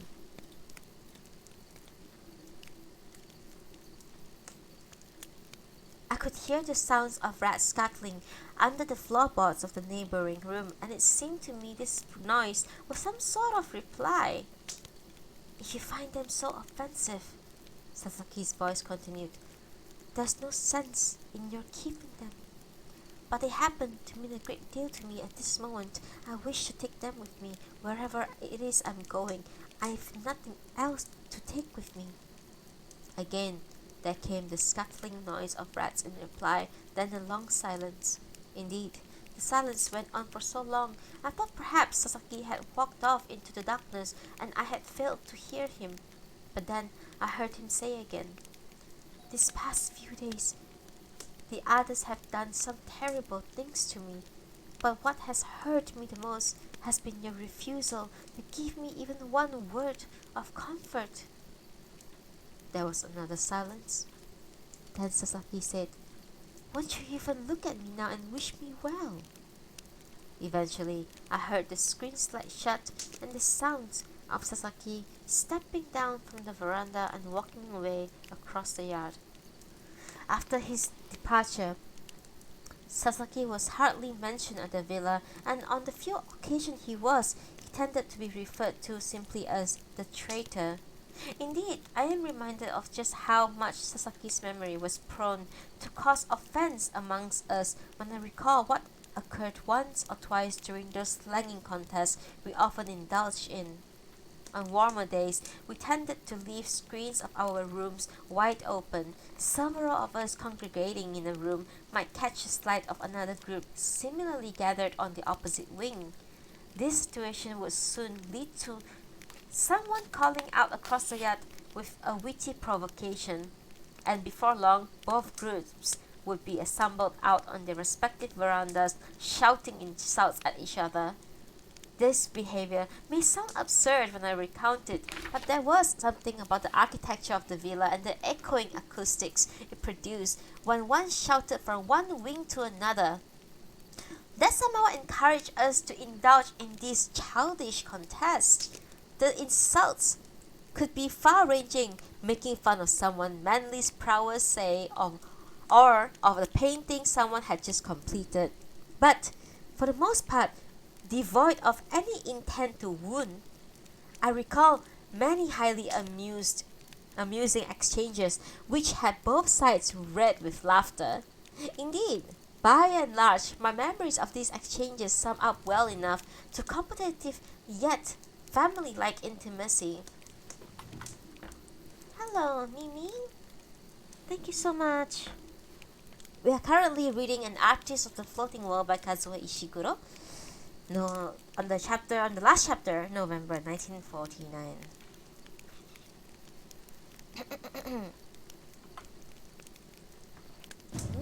Oh, thank you. Thank you for the follow. Yes. Yes, we hit 140. Yay! Thank you so much. Thank you so much for the follow. Thank you. Thank you. Okay, where was I? Where was I? Um Indeed, by and large, my memories of these exchanges sum up well enough to competitive yet family-like intimacy we enjoyed during those years in the villa. And yet, when once or twice Sasaki's name was invoked during the course of these insults, things suddenly get out of hand, with colleagues abandoning boundaries and actually scraping in the yard. It did not take us long to learn that to compare someone to the traitor, even in fun, was never likely to be received in good humor. You may gather from such recollections that our devotion to our teacher and to his principles were fierce and total. And it is easy to, with hindsight, once the shortcomings of an influence have become obvious, to be critical of a teacher who fosters such climate. But then again, anyone who has held ambitions on a grand scale, anyone who has been in a position to achieve something large and has felt the need to impart his ideas as thoroughly as possible, will have some sympathy for the way Mori-san conducted things. For though it may seem a little foolish now in the light of what became of his career, it was Mori-san's wish at the time to do nothing less than change fundamentally the identity of painting as practiced in our city. It was with no less a goal in mind that he devoted so much of his time and wealth to the nurturing of pupils, and it, perhaps, important to remember this when making judgments concerning my former teacher.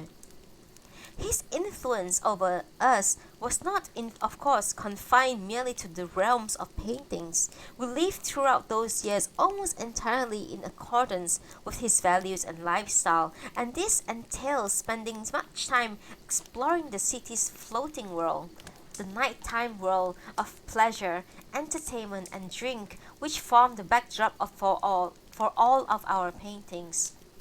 I always feel a certain nostalgia now in recalling the city center as it was in those days. The streets were not so filled with the noise of traffic, and the factories had yet to take the fragrance of seasonal blossoms from the night air.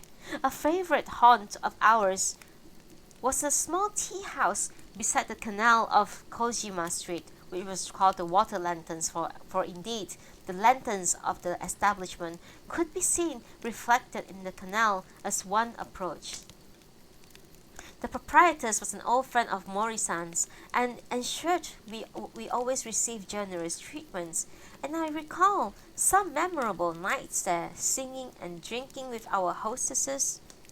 Our other regular haunt was an archery parlor at Nagata Street, where the proprietress never tired of reminding us how years before, when he had been working as a geisha in Akihara, Mori-san had used her as a model for a series of woodblock prints which had proved immensely popular. Thank you so much for dropping by. Thank you.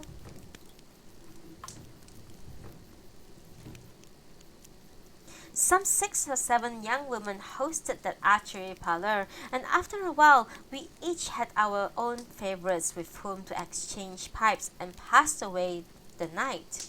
Neither was our merrymaking limited to these expeditions into the city. Mori-san seemed to have never-ending line of acquaintances from the world of entertaining and impoverished forever, arriving at the villa to be greeted as long-lost friends.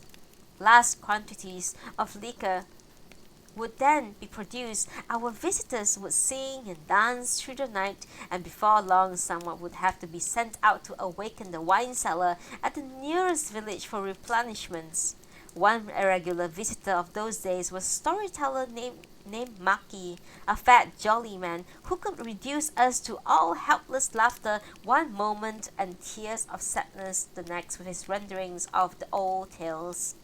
Years later, I came across Maki a few times at the Hidari, and we would reminiscence with some amazement about those nights at the villa. Maki was convinced he remembered many of those parties continued straight through one night, through the following day, and into the second night.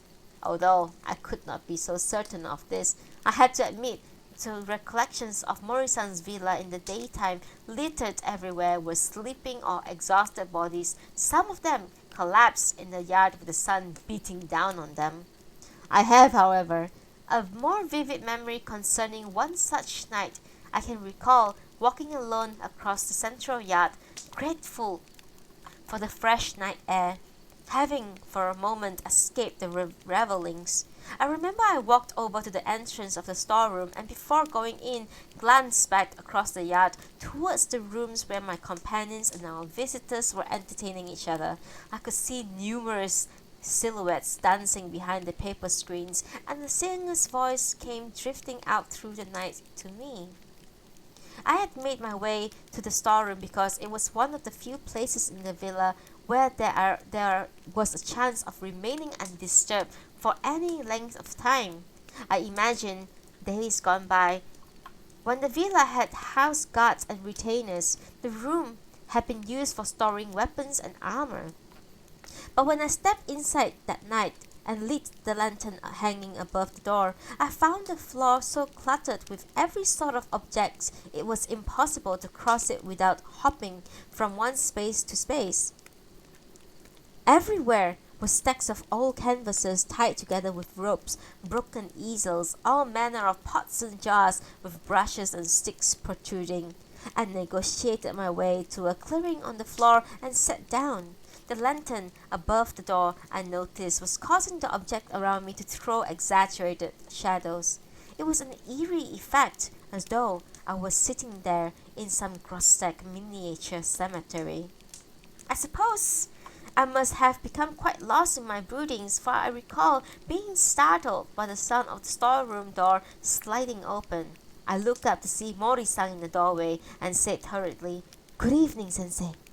Possibly, the lantern above the door did not give sufficient light to illuminate my part of the room, or perhaps it was simply that my face was in shadow. In any case, Mori-san peered forward and asked, "Who is that? Ono?" "Indeed, sensei." He continued to peer forward for a moment, then taking the lantern down from the bin and holding it out before him, he began to make his way towards me, stepping carefully through the objects on the floor. As he did so, the lantern on his hand caused shadows to move all around us. I hastened to clear a space for him, but before I could do so, Mori-san had seated himself a little away from an old wooden chest. He gave a sigh and said, "I stepped out for a little fresh air, and I saw the light on in here. Darkness everywhere, except this one light. And I thought to myself, now that the storeroom hardly a place for lovers to be hiding away, whoever's in there must be in a lonely mood. I suppose I must be sitting here in a dream, sensei. I had no intention of remaining here for so long." He had placed a lantern on the floor beside him, so that from where I sat, I could see only his silhouette. "One of those dancing girls appeared to be very taken with you earlier," he said. "She'll be disappointed to find you vanished now. The night's here." "I didn't mean to appear rude to our guests, sensei. Like yourself, I simply came out for fresh air." We were silent for a moment. Across the yard, our companions could be heard singing and clapping their hands in time. "Well, Ono," Mori-san said eventually, "what do you make of my old friend, Gisaburo? Quite a character." "Indeed, sensei. He seems a most affable gentleman. He may be dressed in rags this day, but he was once quite a celebrity. And as he showed us tonight, he still has much of his old skills left." "Indeed. So then, Ono, what is it that worries you?" "Worries me, sensei? Why, nothing at all. Can it be that you find something a little offensive about the old Gisaburo? Not at all, sensei. I laughed self-consciously. Why, not at all. A most charming gentleman. For a little time after that, we talked of other matters, of anything which came to mind. But when Mori-san had turned the conversation more back once more to my worries, when it became clear he was prepared to sit there waiting until I unburdened myself, I finally said, Gisaburo does indeed appear to be the most good-hearted gentleman. He and his dancers may have been most kind to entertain us, but then I cannot help thinking, sensei, we have been visited by their like so often these past few months. Mori-san gave no reply, so I continued, Forgive me, sensei. I mean no disrespect to Gisaburo-san and his friends, but at times I am puzzled.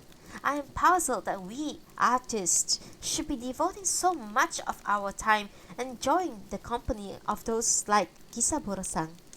I believe that it was around this point that my teacher rose to his feet and, lantern in his hand, made his way across the floor towards the back of the wall of the storeroom. The wall had previously been in darkness. As he held the lantern up to it, three wood block prints, hung one below the other, became sharply illuminated. Each of these portrayed a geisha adjusting her coiffure, each seated on the floor, viewed from the back. Mori-san studied the pictures for a few moments, moving the lantern from one to the next. Then he shook his head and muttered to himself, fatally flawed by trivial concerns. A few seconds later he added without turning from the pictures, but one always feels affection for one's early works. Perhaps you will feel the same one day for the work you have done here. Then he shook his head again, saying, But these are all fatally flawed, oh no. I cannot agree, sensei, I said. I think those prints are marvelous examples of how an artist's talent can transcend the limitations of particular style. I've often thought it a great shame sensei's early prints should be confined in such rooms as this. Surely they should be open to display along with his paintings. Mori-san remained absorbed by his pictures. Fatally flawed, he repeated. But I suppose I was very young. He moved his lantern again, causing one picture to fade into shadow and another to appear. Then he said, These are all scenes from a certain geisha house in Honcho, a very well-regarded one in my younger days. Gisaburo and I often used to visit such places together. Then after a moment or two he said again, These are fatally flawed, Ono. But sensei, I cannot see what fault even the most discerning eye would see in these prints. He continued to study the pictures for a few moments more, then began to come back across the room. It seemed to me that he took an inordinate amount of time negotiating his way through the objects on the floor. At times, I would hear him mumbling to himself and sound of his feet pushing away a jar or box. Indeed, I once or twice thought Mori-san was actually searching for something, perhaps more of his early prints amidst the chaotic piles, but eventually he seated himself on the wooden chest and drew a sigh. After a few moments of silence, he said, Gisaburo is an unhappy man. He has had a sad life. His talent has gone to ruin. Those he once loved have long since died or deserted him. Even in our younger days, he was already lonely, a sad character. Mori-san paused for a moment, then he went on. But then, sometimes, we used to drink and enjoy ourselves with the women of the pleasure quarters, and Gisaburo would become very happy. Those women would tell him all the things that he wanted to hear, and for the night away, he would able to believe them. Once the morning came. Of course, he was too intelligent a man to go on believing such things. But Gisaburo didn't value those nights any less for that. The best things he always used to say are put together of a night and vanished with the morning. What people call the floating world, Ono, was a world Kisaburo knew how to value. Mori-san paused again. Again, as before, I could see his form only in silhouette, but it was my impression he was listening to the sounds of the merrymaking from across the yard. Then he said, "He is older and sadder now, but he's changed a little in many respects. Tonight, he is happy, just as he used to be in those pleasure houses." He drew a long breath as though he was smoking tobacco. Then he went on, "The finest, most fragile beauty an artist can hope to capture drifts within those pleasure houses after dark. And those nights like these, Ono, some of that beauty drifts into our quarters here, but as those pictures up there, they don't even hint at this transitory illusory qualities. They are deeply flawed. But sensei, to my eyes, those prints suggest most impressively these very things. I was very young when I prepared those prints. I suspect the reason I couldn't celebrate the floating world was that I couldn't bring myself to believe its worth. Young men are often guilt-ridden about pleasure, and I suppose I was no different. I thought that to pass away one's time in such places, to spend one's skills celebrating things so intangible and transient, I thought it all rather wasteful, all rather decadent. It's hard to appreciate the beauty of the world when one doubts its very validity.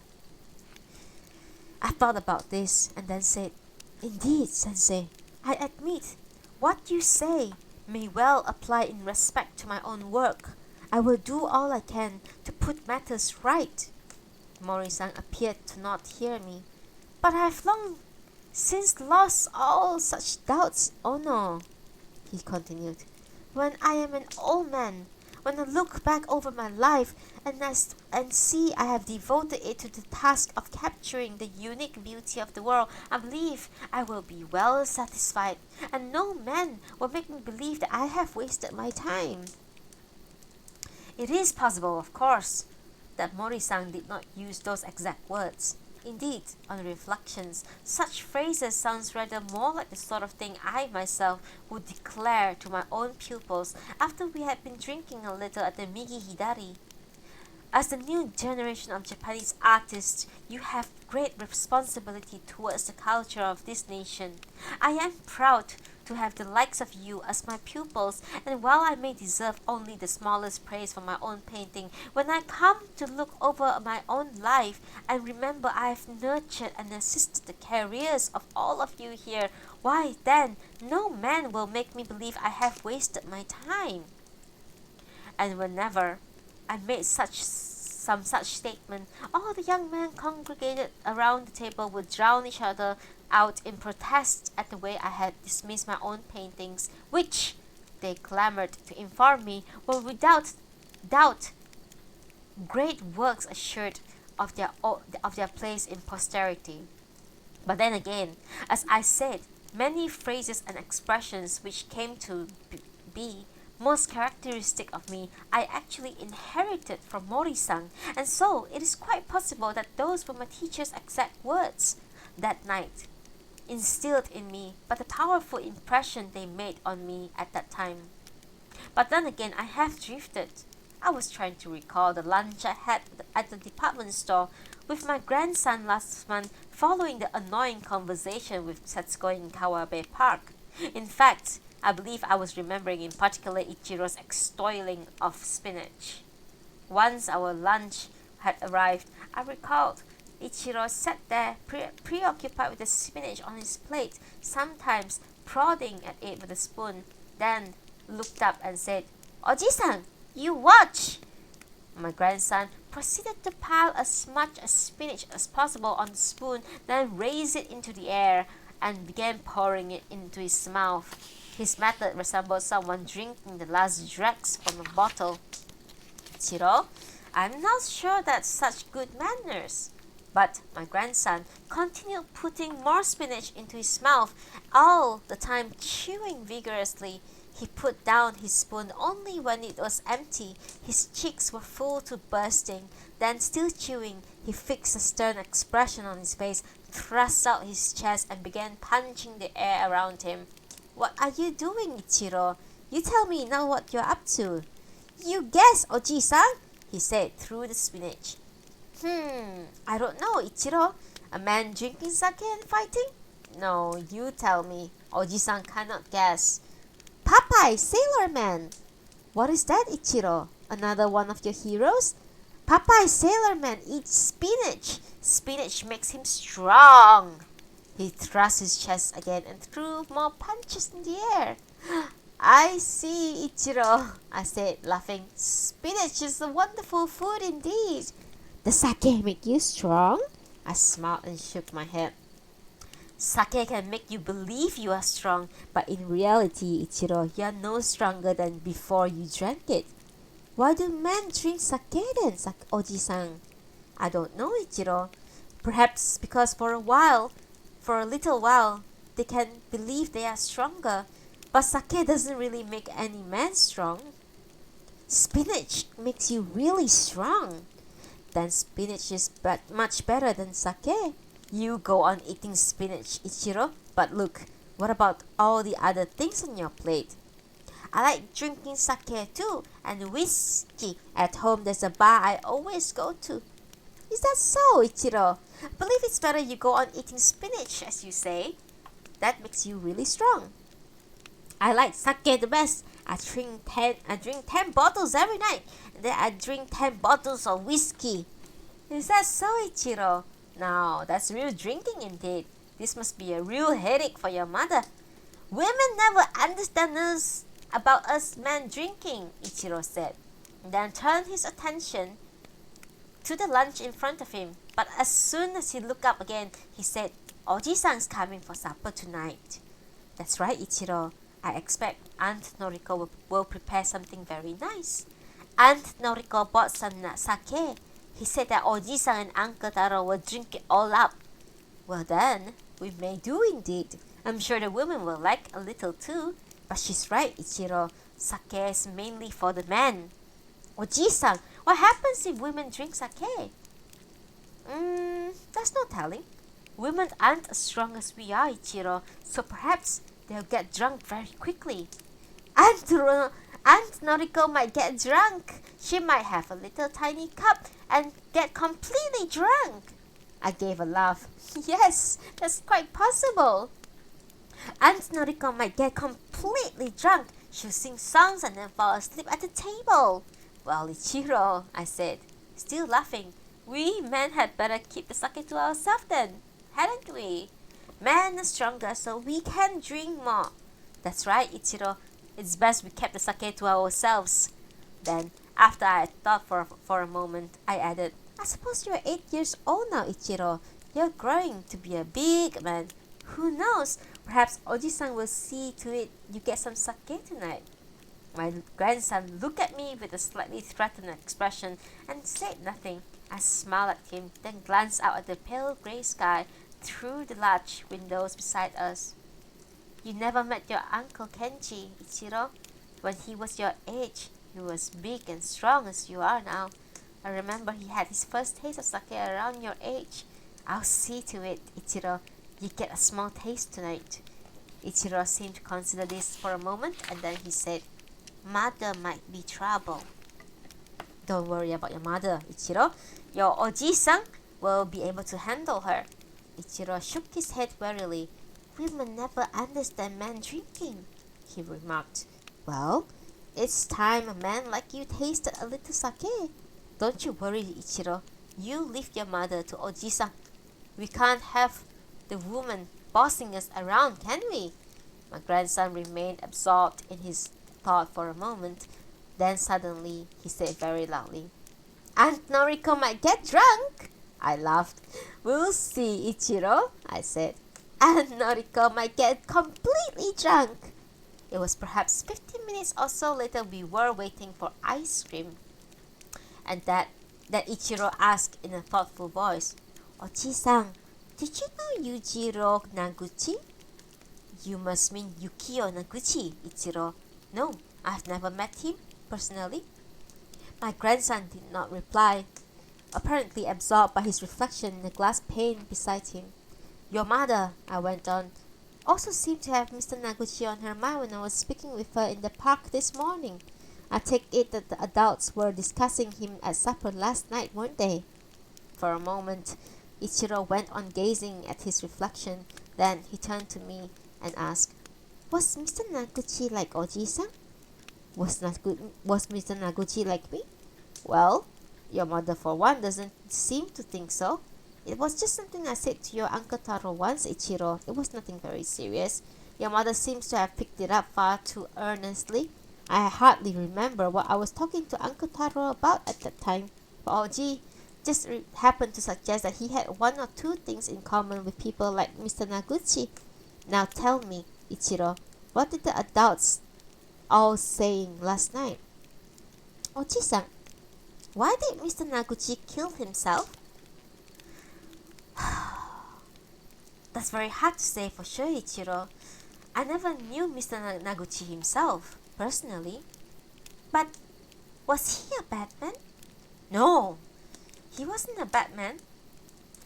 He was just someone who worked very hard doing what he thought was for the best.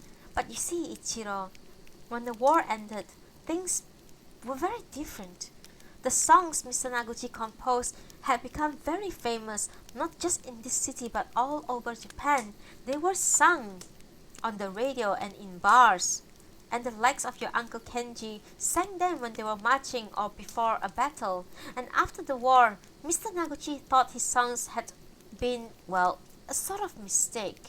He thought of all the people who had been killed, all the little boys your age, Ichiro, who no longer had parents. He thought of all these things and he thought perhaps his songs were a mistake.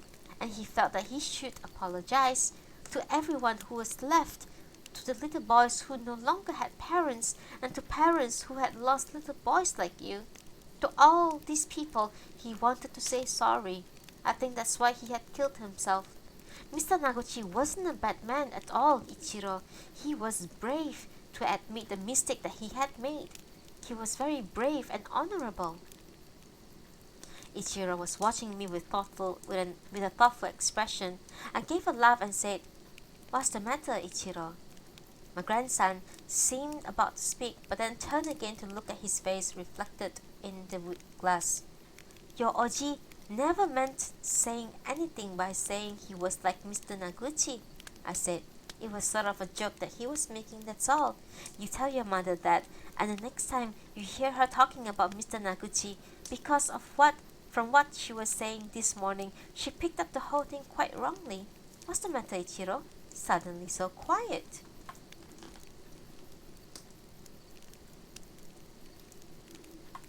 After lunch, we spent some time wandering around shops in the city center, looking at toys and books. Then, towards the latter part of the afternoon, I treated Ichiro to another ice cream at one of those smart refectories along Sakurabashi Street, before making our way to Taro and Noriko's new apartment in Izumi-machi. The Izumi-machi area, as you may be aware, has now become very popular with young couples from better backgrounds, and there is certainly a clean, respectable atmosphere there. But most of the newly built apartment blocks that have drawn these young couples seem to me unimaginative and constrictive. Taro and Noriko's apartment, for instance, is a small two-room affair in the third floor, and ceilings are low. Sounds come in from neighboring apartments, and the view from the windows is principally of the opposite block and its windows. I am sure it is not simply because I am accustomed to my more spacious traditional house that even after some short time I began to find the place claustrophobic.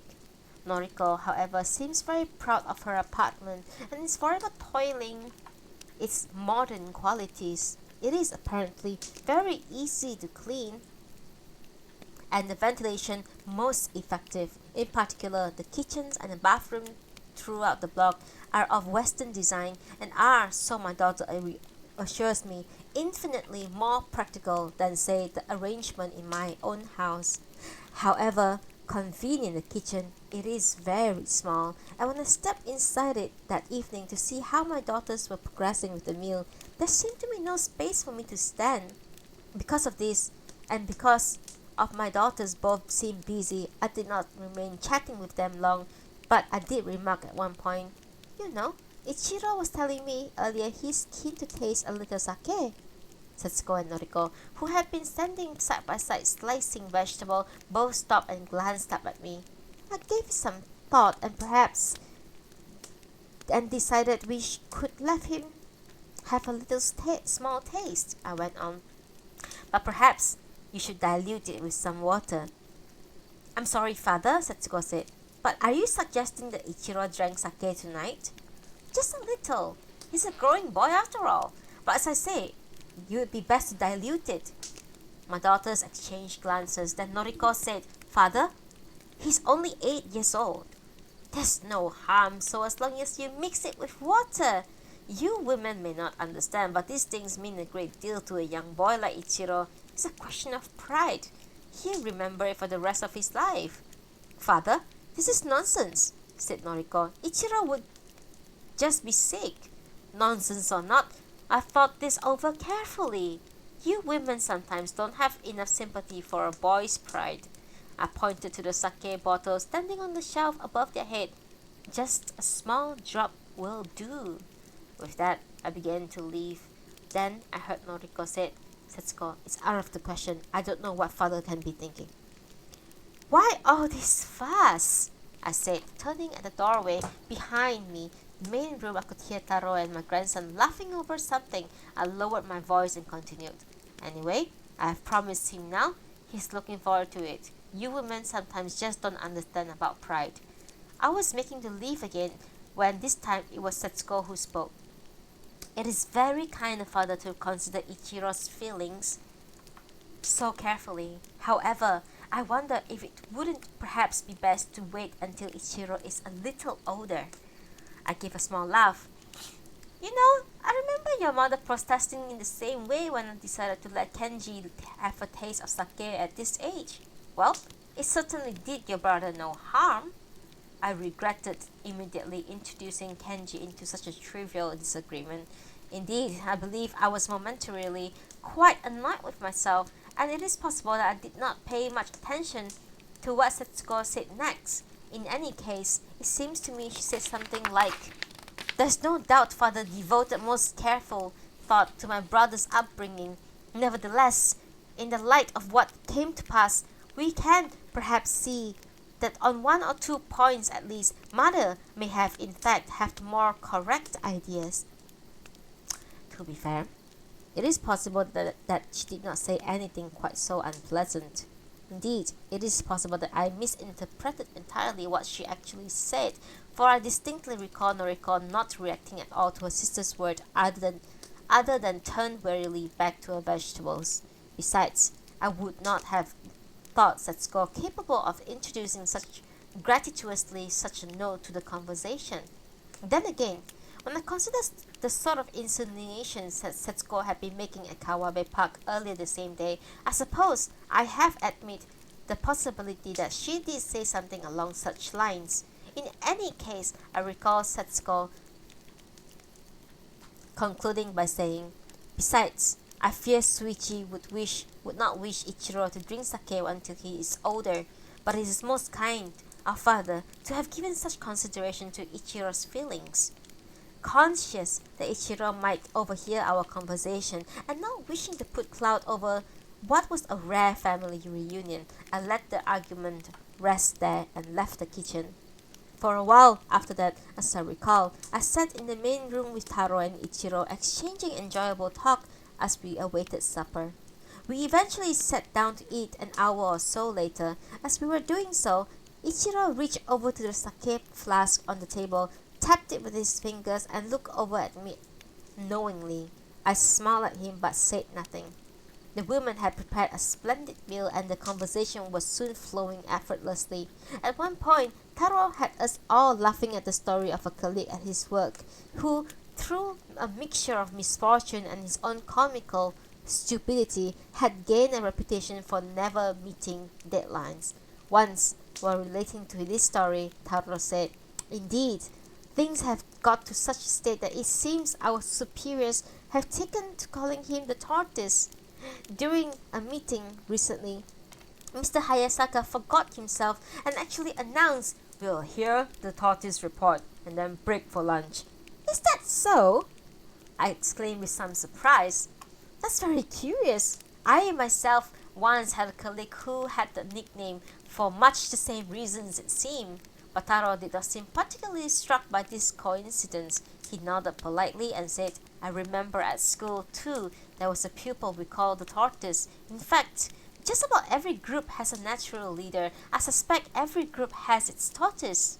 With that, Taro returned to the relating of his anecdote. "Of course, now that I come to think of it, I suppose my son-in-law was quite correct. Most groups of peers have their own tortoise, even if the name itself was not always used. Amongst my own pupils, for instance, it was Shintaro who fulfilled such a role. This is not to deny Shintaro's basic competence, but when placed alongside with the likes of Kuroda, it was as though his talent lacked an entire dimension. I suppose I do not, on the whole, greatly admire the tortoises of this world. While one may appreciate their plodding and steadiness and ability to survive, one suspects their lack of frankness, their capacity for treachery. And I suppose, in the end, one despises their unwillingness to take chances in the name of ambition or for the sake of principle they claim to believe in. Their like will never fall victim to the sort of grand catastrophe that, say, Akira Sugimura suffered over the Kawabe Park. But by the same token, notwithstanding the small sort of respectability they may sometimes achieve as school teachers or whatever, they will never accomplish anything above mediocre. It is true I grew quite fond of tortoise during those years we spent together at Mori-san's villa, but then I do not believe I ever respected him as an equal. This had to do with the very nature of our friendship, which had been forged during the days of the tortoise persecutions at Master Takeda's firm, and then through his difficulties in our early months in the villa. Somehow, after a time, it had cemented itself into one in which he was perpetually indebted to me for some undefined support I gave him. Long after he had grasped how to paint without arousing hostility of the others at the villa, long after he had come to be generally well liked for his pleasant, obliging nature, he was still saying to me things like, "I'm so grateful to you, Ono-san. It's due to you I am treated so well here." In one sense, of course, the tortoise was indebted to me, for clearly, without my initiative, he would never have considered leaving Master Takeda's to be Mori-san's pupil. He had been extremely reluctant to take such an adventurous step, but once, having been compelled to do so, he had never doubted the decision.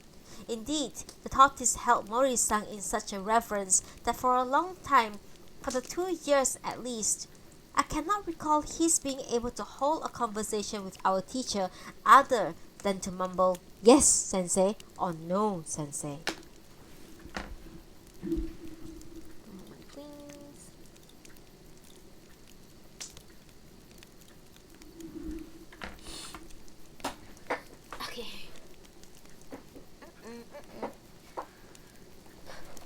Throughout those years, the tortoise continued to paint as slowly as he ever did, but it did not occur to anyone to hold this against him. In fact, there were a rumor of others who worked just as slowly, and this faction actually had a tendency to mock those of us with faster working habits. I remember they labeled us as the engineers, comparing the intense and frantic way we work once as an idea had stuck, with an engine driver shoveling on coal for fear the steam would at any moment run out. We, in turn, named the slow faction the backwaters. A backwater was originally a term used at the villa for someone who, in a room crowded with people working at easels, insisted on stepping backward every few minutes to view his canvas, with the result that he continually collided with his colleagues working behind him. It was of course quite unfair to suggest that because an artist liked to take his time with a painting, stepping back, as it were, metaphorically, he was any more likely to be guilty of this antisocial habit.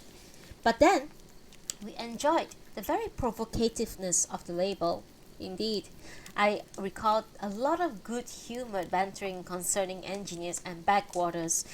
In truth, though, just about all of us were prone to be guilty of backwarding, and because of this, we would, as far as possible, avoid crowding together when working.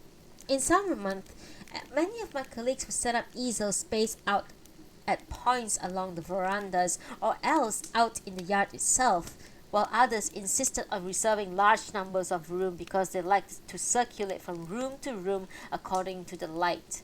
The tortoise and I tended to work in the disused kitchen, a large barn-like annex behind one of the wings.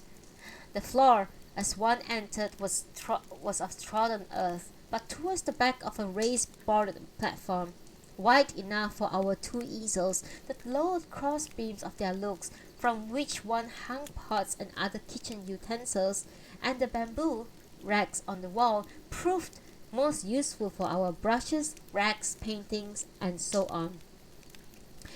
And I can recall how the tortoise and I would fill a large old blackened pot full of water, carry it out to the platform and suspend it on the old pulley so that it hung at the shoulder height between us as we painted. I remember one afternoon we were painting in the old kitchen as usual when Tortoise said to me, "I am very curious, Ono-san, about your present painting. It must be something very special." I smiled without taking my eyes off my work. "Why do you say that? It's just a little experiment of mine. That's all." "But Ono-san, it's been a long time since I've seen you working with such intensity, and you requested privacy." "You haven't requested privacy now for at least 2 years. Not since you were preparing Lion Dance for your first exhibition." I should perhaps explain here that occasionally, whenever an artist felt a particular work would be hampered by comments of any sort before its completion, he would request for that work. He would request privacy for that work, and it was then understood that no one would attempt to look at it until such time as the artist withdrew his request.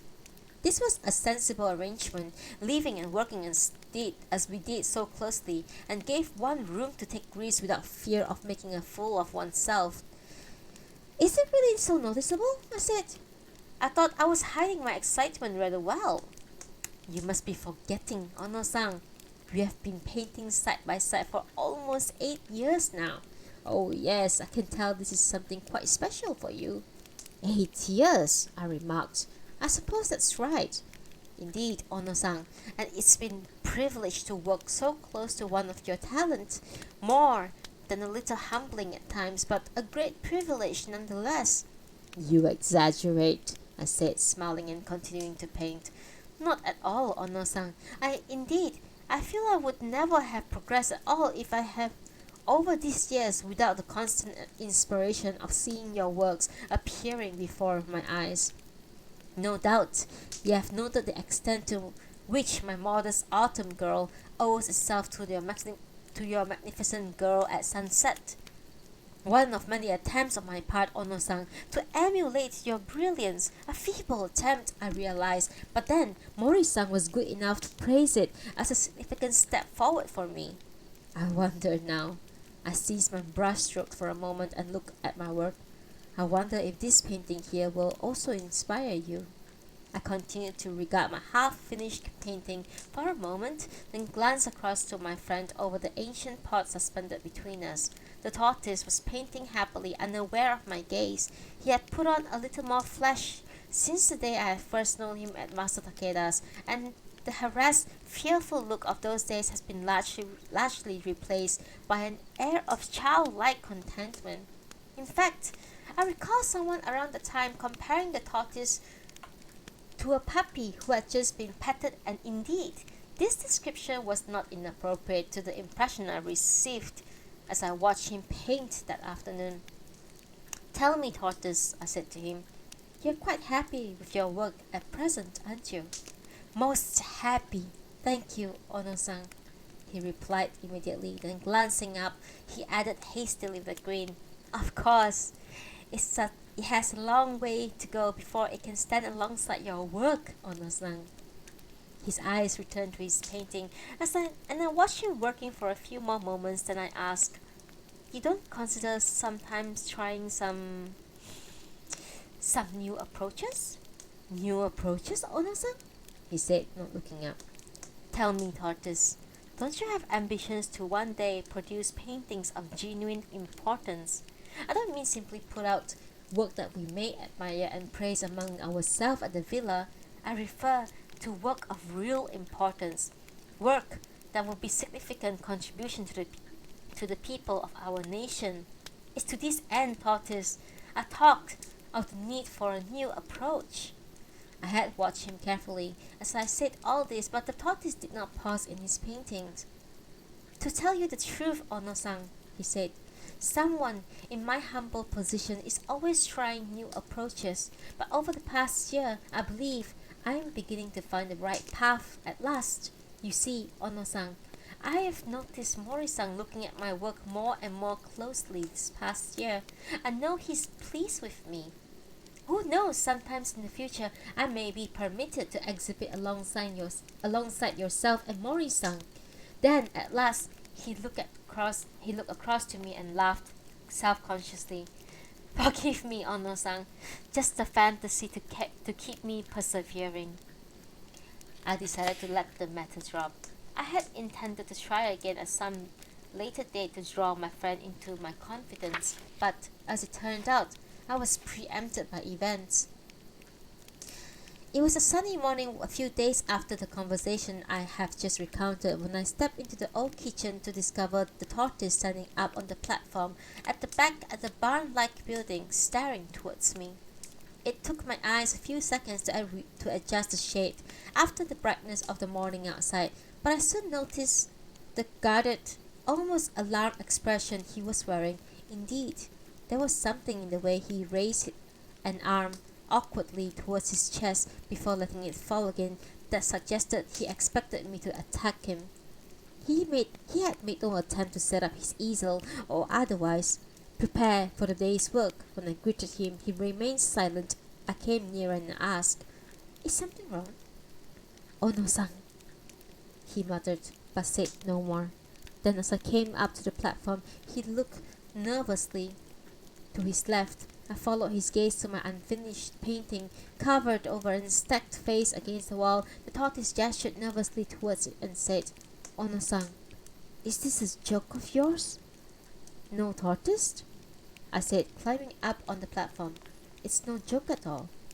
I walked over to the painting, pulled off the drapes and turned it around to face us. The tortoise immediately averted his eyes.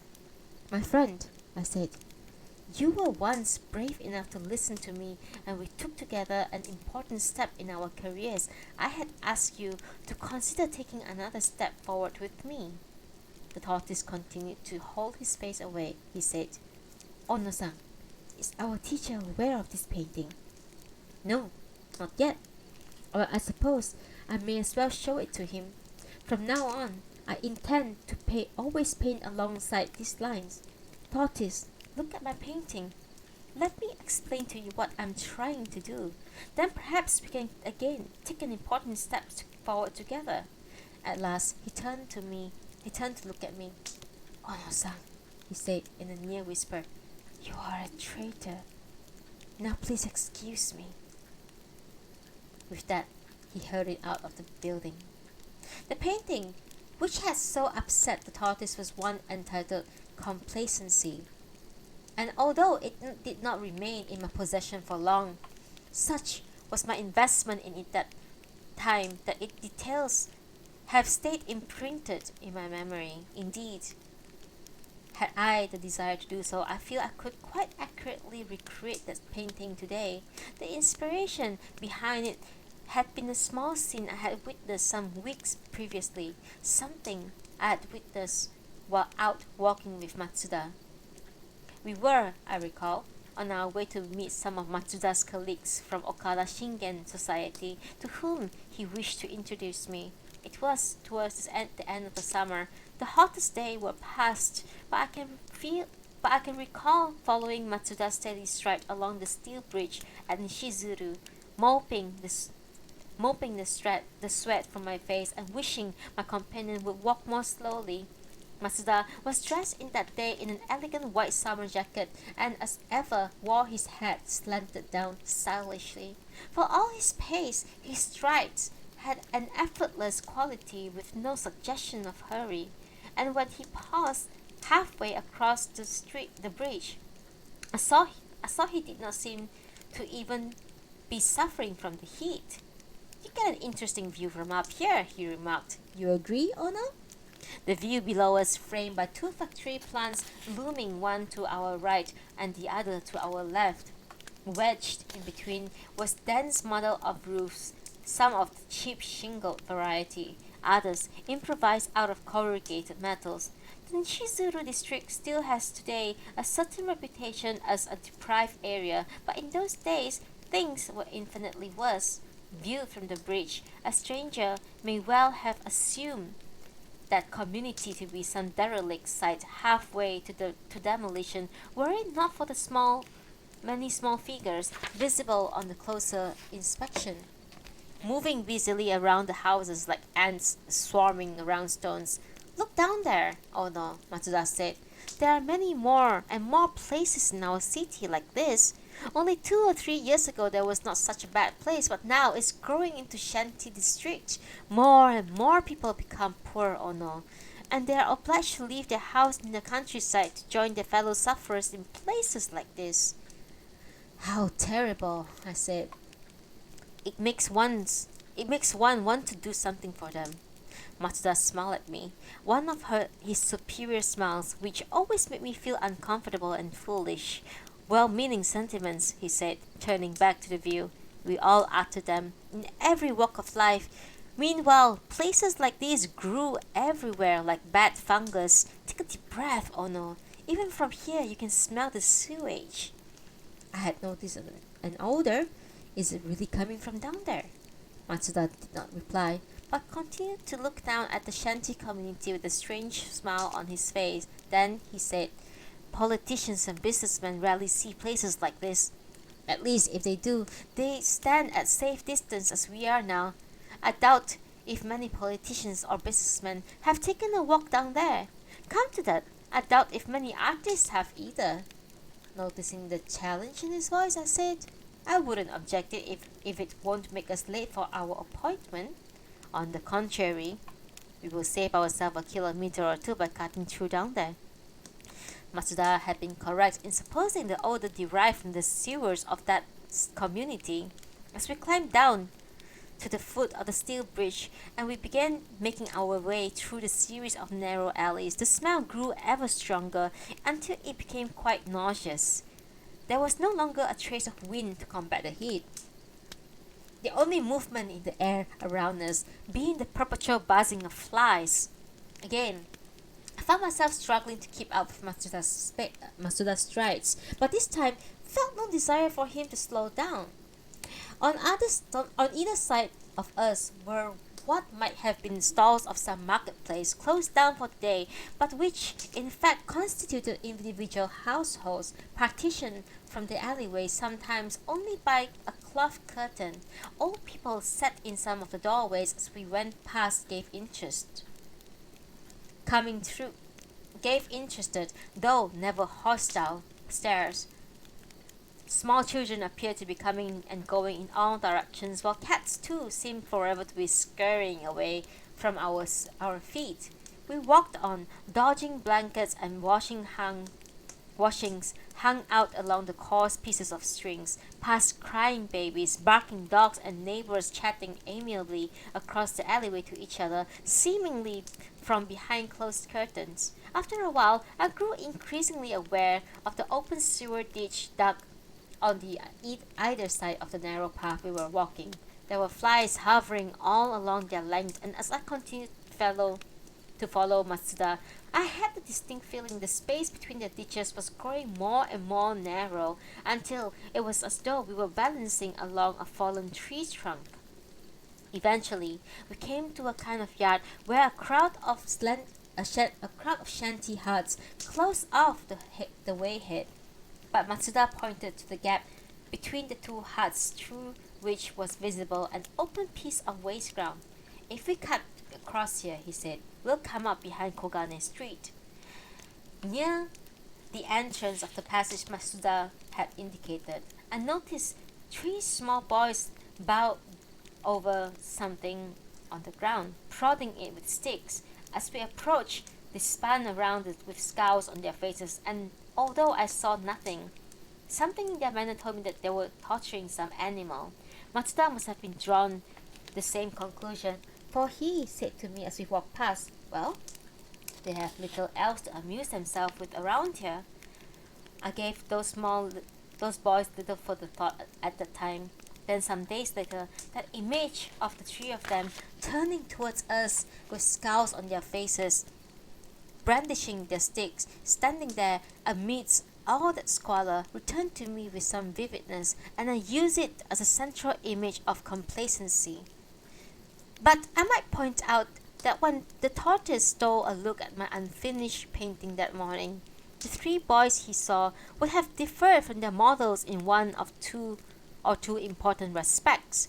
For although they stood in front of the squalid shanty hut, their clothes were the same rags the original boys wore. The scowls on their faces would not have been guilty, defensive scowls of little criminals caught in the act. Rather, they would have worn the manly scowls of samurai warriors ready to fight. It's no coincidence, furthermore, that the boys in my picture held the sticks in classic kendo stance. Above the heads of the three boys, the tortoise would have seen the painting fading into a second image, that of three fat, well-dressed men sitting in a comfortable bar laughing together. Their looks on their faces seems decadent. Perhaps they are exchanging jokes about their mistresses or some such matter. These two contrasting images are molded together within coastlines of the Japanese islands. Down the right-hand margin in bold red characters is the word complacency. Down the left-hand side in smaller characters is the declaration. But the young are ready to fight for their dignity. When I describe this early and no doubt unsophisticated work, certain of its features may perhaps strike you as familiar, for it is possible you are acquainted with my painting Eyes to the Horizon, which, as a print in the 30s, achieved a certain fame and influence throughout the city. Eyes to the Horizon was indeed a reworking of complacency, though with such difference as might be expected given the passage of years between the two. The later painting, as you may recall, also employed two contrasting images merging into one another, bound by the Japanese coastline. And the upper image was again of three well-dressed men conferring, but this time they wore nervous expressions, looking at each other for initiative, and these faces, I need not remind you, resembled those of three prominent politicians. For the lower, more dominant image, the three poverty-stricken boys had become stern-faced soldiers. Two of them held bayoneted rifles, flanking an officer who held out his sword, pointing the way forward, west towards Asia. Behind them, there was no longer a backdrop of poverty, simply the military flag of the rising sun. The word complacency down right margin has been replaced by Eyes to the Horizon, and the left side the message no time for cowardly talking, Japan must move forward. Of course, if you are new to this city, it is possible you will not have come across this work, but I do not think it an exaggeration to say that a great many of those living here before the war would be familiar with it, for it did receive much praise at the time for its vigorous brushstroke and particularly the powerful use of color. But I am fully aware Of course, The Eyes to the Horizon, whatever its artistic merits, is a painting whose sentiments are now outdated. Indeed, I would be the first to admit that those same sentiments are perhaps worthy of condemnation. I am not one of those who are afraid to admit to the shortcomings of the past achievements. But I did not wish to discuss Eyes to the Horizon. I mention it here only because of its obvious relationship to that earlier painting, and I suppose to acknowledge the impact my meeting Matsuda had on my subsequent career. I had begun to see Matsuda regularly some weeks prior to that morning in the kitchen when Tortoise had made his discovery. It is, I suppose, a measure of his appeals his idea had for me that I continued to meet him, for, as I recall, I did not at first take much liking to him. Indeed, most of our earlier meetings would end with our becoming extremely antagonistic towards one another. I remember one evening, for instance, not long after that day I followed him through the poverty of Nishizuru, going with him to a bar somewhere in the city center. I do not recall the name or the whereabouts of the bar, but I remember it vividly as a dark, dirty place, frequented by what looked like the city's low lives. I felt apprehensive as soon as I walked in, but Matsuda seemed to be familiar with the place, saluting to some men playing cards around the table before leading me to an alcove containing a small unoccupied table. My apprehension was not eased when shortly after we had sat down, two rough-looking men, both fairly drunk, came staggering into the alcove, wishing to engage us in conversations. Matsuda told them quite flatly to go away, and I fully expected trouble, but something about my companions seemed to unnerve the men, and they left us without comment. After that, we sat drinking and conversing for some time, and before long I recall our exchanges had become abrasive. At one point I remember saying to him, "No doubt, we artists may at times deserve mockery from the likes of you, but I am afraid that you are mistaken in assuming we are all naive about the world." Matsuda laughed and said, "But you must remember, Ono, I come across so many artists. You are on the whole an astonishingly decadent crowd, often with no more than a child's knowledge of the affairs of this world." I was about to protest, but Matsuda continued, "Take for an instance, Ono, this scheme of yours, the one you are proposing so earnestly just now, is very touching. But if I may say so, display all the naivety typical of you artists.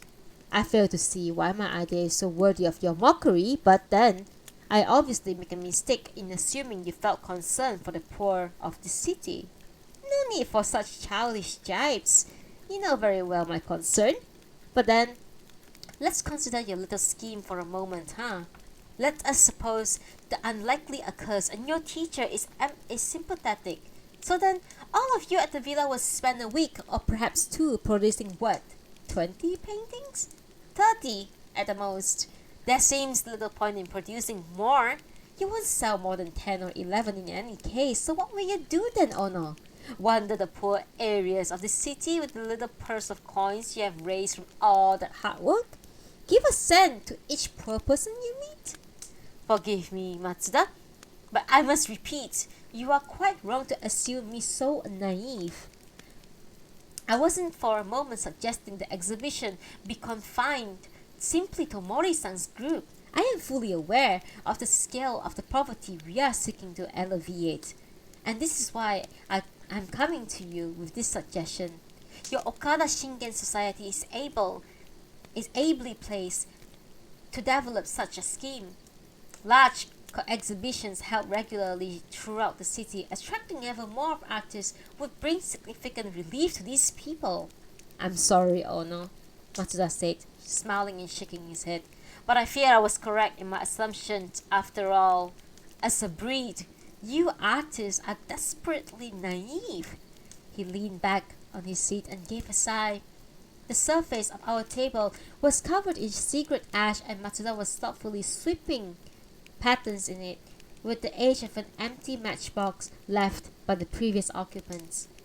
There's a certain kind of artist these days, he went on, whose greatest talents lies in hiding away from the real world. Unfortunately, such have come under the sway of one of them. Wait, unfortunately, such artists appear to be in the dominance of the presence, and you, Ono, have come under the sway of one of them. Don't look so angry. It's true. Your knowledge of the world is like a child's. I doubt, for instance, you could even tell me who Karl Marx was. I gave him what must have been a sulky look, but said nothing. He gave a laugh and said, "You see? But don't be too upset. Most of your colleagues don't know any better." "Don't be ridiculous. Of course I know Karl Marx." "Why, I'm sorry, Ono. Perhaps I did underestimate you. Please tell me about Marx." I shrugged and said, "I believe he led the Russian Revolution." "Then what about Lenin, Ono? Was he perhaps Marx's second in command?" "A colleague of some kind." I saw Matsuda was grinning again and said quickly before he could speak, "In any case, you are being preposterous. These are the concerns of some faraway country. I'm talking about the poor here in our own city." "Indeed, Ono, indeed. But there, again, you see, you know very little about anything. You were quite correct in assuming that the Okada Shingen Society was concerned to wake up artists and introduce them to the real world. But I have misled you. If I ever suggested our society wished to be turned into a large begging bowl, we are not interested in charity. I fail to see there is to object to in a little charity, and if at the same time it opens the eyes of us decadent artists, then so much the better, I would have thought." "Your eyes are indeed far from open, Ono. If you believe a little good-hearted charity can help the poor of our country, the truth is Japan is headed for the crisis. We are in the hands of greedy businessmen and weak politicians. Such people will see to it poverty grows every day, unless, that is, we, the emerging generation, take action. But I am no political agitator, Ono. My concern is with art, and with artists like you. Talented young artists, not yet irreversibly blinkered by the enclosed little world you all inhabit. The Okada Shingen exists to help the likes of you to open your eyes and produce work of genuine value for these difficult times. Forgive me, Matsuda, but it strikes me it's you who are in the fact the naive one. An artist's concern is to capture beauty wherever he finds it. But however skillfully he may come to do this, he will have little influence on the sort of matters you talk of. Indeed, if the Okada Shingen is as you claim it is, then it seems to me ill-conceived indeed. It seems to be founded on a naive mistake about what art can and cannot do." "Well, you know full well, Ono, we do not see things so simply. The fact is, the Okada Shingen does not exist in isolation. There are young men like us in all walks of life, in politics, in the military, who think the same way. We are the emerging generation. Together, it is within our capability to achieve something of real value. It just so happened that some of us care deeply about art and wish to see it responding to the world today. The truth is, Ono, in times like this, when people are getting poorer and children are growing more hungry and sick all around you, it is simply not enough for an artist to hide away somewhere perfecting pictures of courtesans. I can see you are angry with me. And even now you are searching for some way to come back at me. But I mean well, Ono.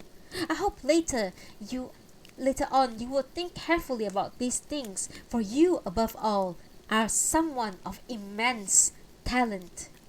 "Well, do tell me then, Matsuda, how can we decadent, foolish artists help bring about your political revolution?"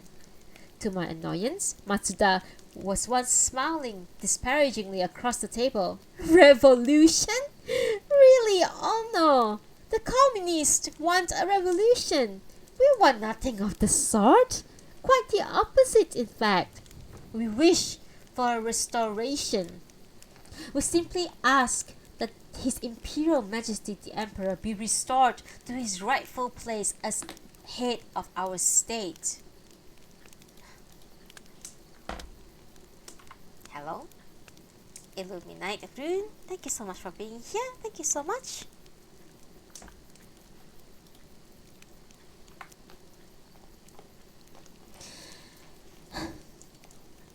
We wish for restoration. We simply ask that His Imperial Majesty and the Emperor be restored to his rightful place as the head of our state. But our Emperor is precisely that already. Really, oh no, so naive and confused. His voice, though, remained as ever perfectly calm and seemed at this point grew harder. Our Emperor is our rightful leader, and yet what in reality has become of things?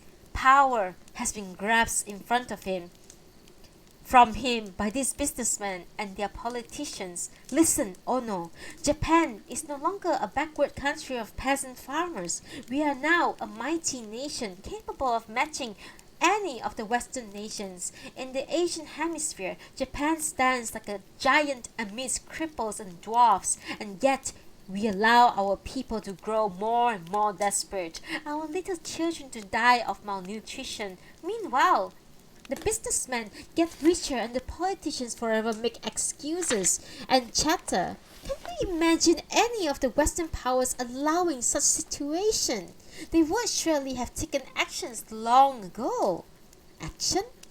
What sort of action do you refer to, Matsuda? It's time for us to forge an empire as powerful and wealthy as those of British and the French. We must use our strength to expand abroad. The time is now well due for Japan to take her rightful place among the world leaders and powers. Believe me or no, we have the means to do so, and have yet to discover the will, and we must rid ourselves of these businessmen and politicians. Then the military will be answerable only to His Imperial Majesty the Emperor. Then he gave a small laugh and turned his gaze back down to the patterns he was weaving in the secret ash. But this is largely for others to worry over, he said. The likes of us, Ono, we must concern ourselves with art. It is my belief, though, that the reason for the tortoise upset in the disused kitchen 2 or 3 weeks later had not so much to do with these issues I discussed with Matsuda that night. The tortoise would not have had the perception to have seen so far that unfinished painting of mine. All he would have recognized was that it represented a blatant disregard for Mori-san's priorities. Abandoned had been the school's collective endeavor to capture fragile lantern lights of the pleasure world. Bold calligraphy had been introduced to complement the visual impact, and above all, no doubt, the tortoise would have been shocked to observe that my technique made extensive use of the hard outline, a traditional enough method as you will know, and one whose rejection was fundamental to Mori-san's teaching. Whatever the reasons for his outrage, I knew after that morning I could no longer hide my rapidly developing ideas from those around me, and it was only a matter of time before our teacher himself came to hear of it all. Thus, by the time I had the conversation with Mori-san inside the pavilion at Takami Gardens, I had turned over in my mind many times what I might say to him, and was firmly resolved not to let myself down.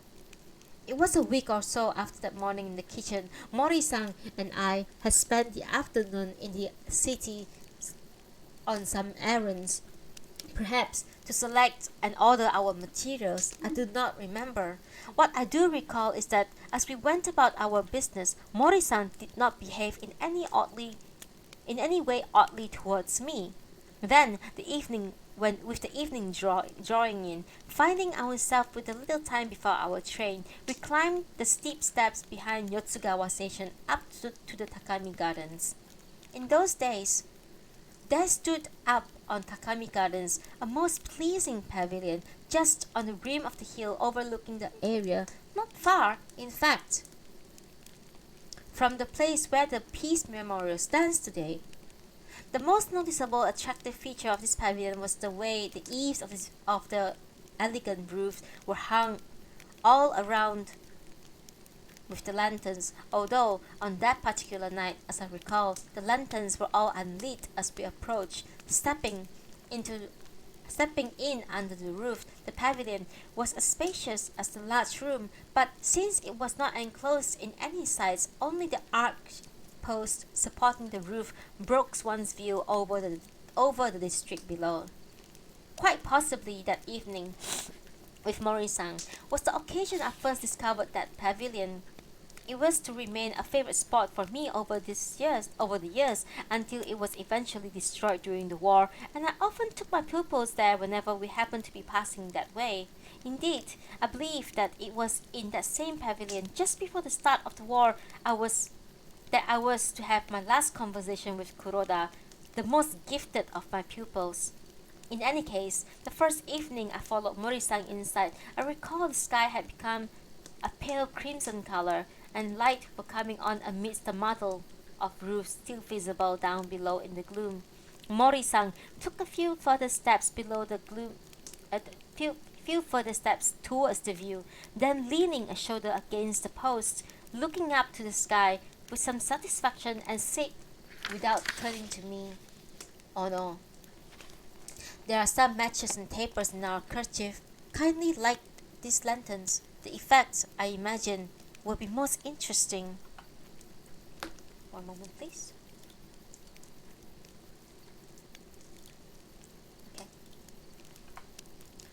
As I made my way around the pavilion, lighting lantern after lantern, the gardens around us, which had become still and silent, steadily faded into the darkness. All the while I continued to glance towards the silhouette of Mori-san, outlined against the sky, gazing out thoughtfully at the view. I had lit perhaps half of the lanterns when I heard him say, "So then, Ono, what is this matter troubling you so much?"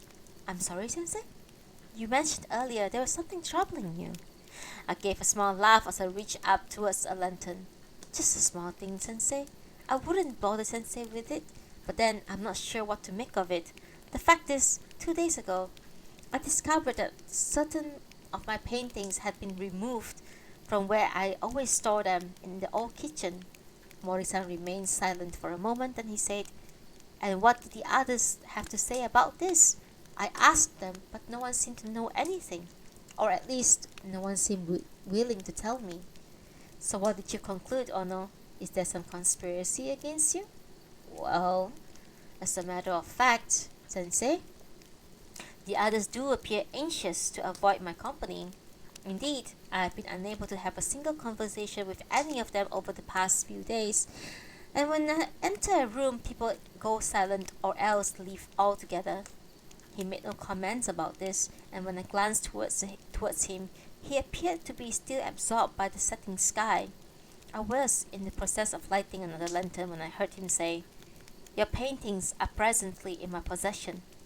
I'm sorry if I caused you alarm by taking them. It just so happened I had a little spare time the other day and thought it would be a good opportunity to catch up on your recent work. You appeared to be out somewhere at the time. I suppose I should have told you when you returned, Ono. My apologies." "Why? Not at all, Sensei. I am most grateful you should take such interest in my work. But it's only natural I should take interest. You are my most accomplished pupil. I have invested years nurturing your talent." "Of course, Sensei. I cannot begin to estimate what I owe you." Neither of us spoke for a few moments when I continued to light the lanterns. Then I paused and said, "I'm very relieved no harm has come to my paintings. I should have known that there was some simple explanation of this kind. I can now put my mind at rest." Mori-san said nothing to this, and from what I could make from his silhouette, he did not take his eye from the view. It occurred to me that he had not heard me, so when I said a little more loudly, "I'm glad that I can put my mind at rest regarding the safety of my paintings." "Ah, yes, Ono," Mori-san said, although startled out of some faraway thoughts. I had a little spare time on my hands, so I had someone go and fetch me your recent work.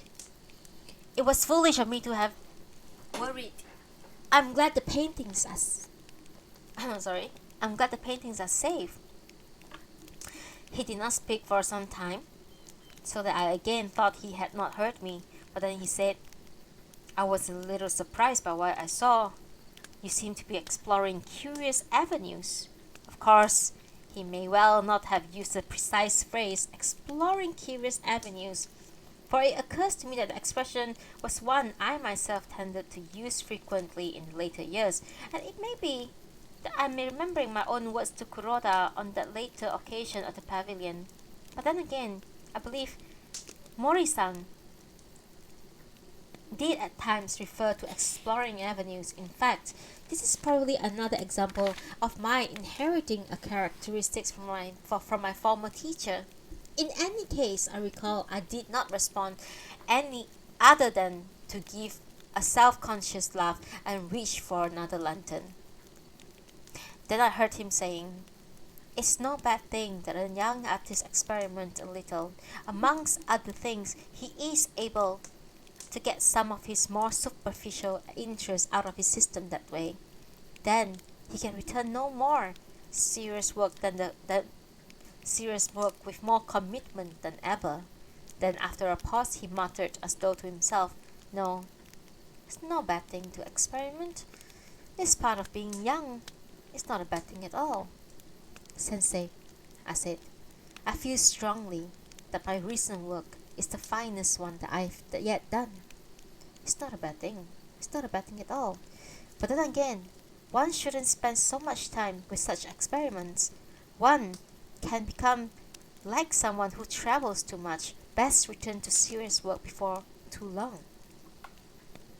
I waited to see if he would say anything more, but after a few moments, I said, I was no doubt foolish to worry so much for the safety of those paintings, but you see, Sensei, I'm more proud of them than anything else I have done. All the same, I should have guessed there would be some such simple explanation. Mori-san remained silent, and when I glanced at him past the lantern I was lighting, it was difficult to tell whether he was pondering my words or thinking about something else altogether. There was a strange mixture of light in the pavilion as the sky continued to set and I lit more and more lanterns. But Mori-san's figure remained in the silhouette, leaning against his post, his back to me. Incidentally, Ono, he said eventually, I was told there were one or two other paintings you have completed recently that were not with those I have now. Quite possibly. There are one or two I did not store with the others. Ah, and no doubt, these are the very paintings you are most fond of. I did not reply to this. Then Mori-san went on. Perhaps when we return, Ono, you will bring me these other paintings. I would be most interested to see them. I thought for a moment and then I said, I would, of course, be most grateful for Sensei's opinion of them. However, I am not at all certain as to where I left them. But you will endeavor to find them, I trust. I will, Sensei. In the meantime, I will perhaps relieve Sensei of other paintings to which he was so kind as to give his attention. No doubt they are cluttering his quarters, so I shall remove them as soon as we return. No need to bother with those paintings, Ono. It will be sufficient if you find the remaining ones and bring them to me. I regret, Sensei, that I will not be able to find the remaining paintings. I see, Ono. He gave a tired sigh, and I could see him once again gazing up at the sky. So you do not think you will be able to bring me those paintings of yours? No, Sensei, I fear not. I see. Of course, you have considered your future in the event of your leaving my patronage. It had been my hope that Sensei would understand my position and continue to support me in my pursuing my career. He remained silent, and so eventually I went on. Sensei, it would cause me the greatest pain to leave the villa.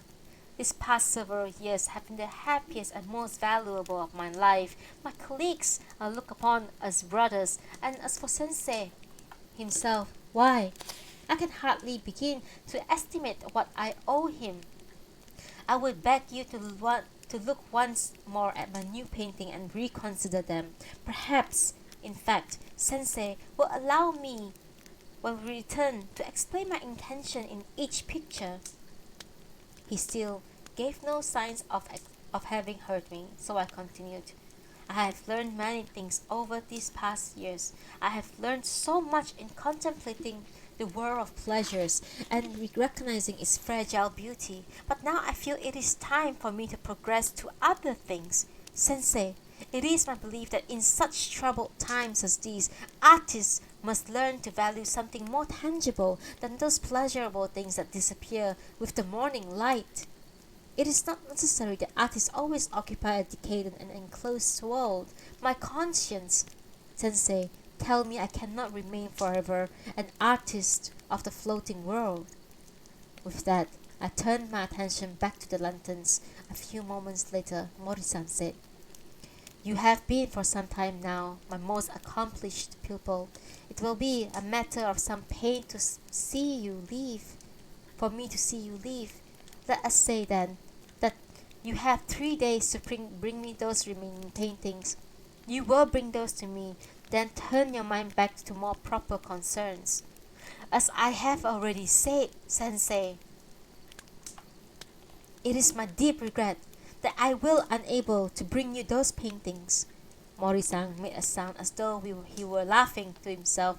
Then he said, "As you point out yourself, Ono, these are troubled times. All the more for young artists, practically unknown and without resources. If you were less talented, I would fear for your future after leaving me. But you are a clever fellow. No doubt you have made arrangements." As a matter of fact, I have made no arrangements whatsoever. The villa has been my home for so long. I never seriously contemplated it ceasing to be so. Is that so? Well, as I say, Ono, were you less talented, there would be cause for worry. But you are a clever young man. I saw Mori-san's silhouette turn to face me. You will, no doubt, succeed in finding work illustrating magazines and comic books. Perhaps you will even manage to join a firm like the one you were employed by when you first came to me. Of course, it will mean the end of your development as a serious artist, but then, no doubt you have taken all this into account. These may sound unnecessarily vindictive words for a teacher to use to a pupil whose admiration he knows he still commands, but then again, when the master painter had given so much time and resources to a certain pupil, when furthermore he has allowed that pupil's name to be associated in public with his own, it is perhaps understandable, if not entirely excusable, when the teacher loses for a moment his sense of proportion and reacts in ways he may later regret. And though the maneuvering over the possession of the paintings will no doubt appear petty, it is surely understandable if a teacher who has actually supplied most of the paints and material should forget in such a moment that his pupil has any right whatsoever over his own work. For all that, it is clear that such arrogance and possessiveness on the part of the teacher, however renowned he may be, is to be regretted. From time to time, I still turn over in my mind that cold winter's morning and the smell of burning growing ever stronger in my nostril. It was the winter before the outbreak of war, and I was standing anxiously at the door at Kuroda's house, a shabby little affair he used to rent in the Nakamachi area. The burning smell, I could tell, originated from somewhere within the house, from where also came the sound of a woman sobbing. I pulled the bell rope repeatedly and shouted for someone to come and receive me, but there was no response. Eventually, I decided to let myself in, but as I pulled back the outer door, a uniformed policeman appeared in the entryway. "What do you want?" he demanded. "I came looking for Mr. Kuroda. Is he home? The occupant has been taken in to the police headquarters for questioning." "Questioning?" "I advise you to go home," the officer said, "or else we'll be wanting to start checking on you too. We are interested now in all close associates of the occupants. But why? Has Mr. Kuroda committed any crime? No one wants his sort around. If you don't go on your own way, we'll have you in for questioning too. Inside the house, the woman, Kuroda's mother I assume, continued to sob. I could hear someone shouting something at her. Where is the officer in charge? I asked. On your way. You want to be arrested? Before we go any further, I said, let me explain that my name is Ono. The officer showed no recognition, so I continued a little uncertainly. I am the man on whose information you have been brought here. I am Masuji Ono, the artist and member of the cultural community of the Interior Department. Indeed, I am the official advisor to the Committee of Unpatriotic Activities. I believe there has been some sort of mistake here, and I would like to speak to whoever is in charge. Sorry. The officer looked at me suspiciously for a moment, then turned and disappeared into the house. Before long, he came back and gestured me to come step up. As I followed him through Kuroda's house, I saw everywhere the contents of cupboards and drawers emptied out over the floor. Some books, I noticed, had been piled up and tied into bundles, while in the main room, the tatami boards had been lifted and the officer was investigating the floorboards beneath with a torch. From behind a closed curtain, I could hear clearly Kuroda's mother sobbing and an officer shouting questions at her. I was led out to the veranda of the back of the house. In the middle of the small yard, another uniformed officer and a man in plaincloth were standing around a bonfire. Hello. Chicken nugget. Thank you for being here. Okay.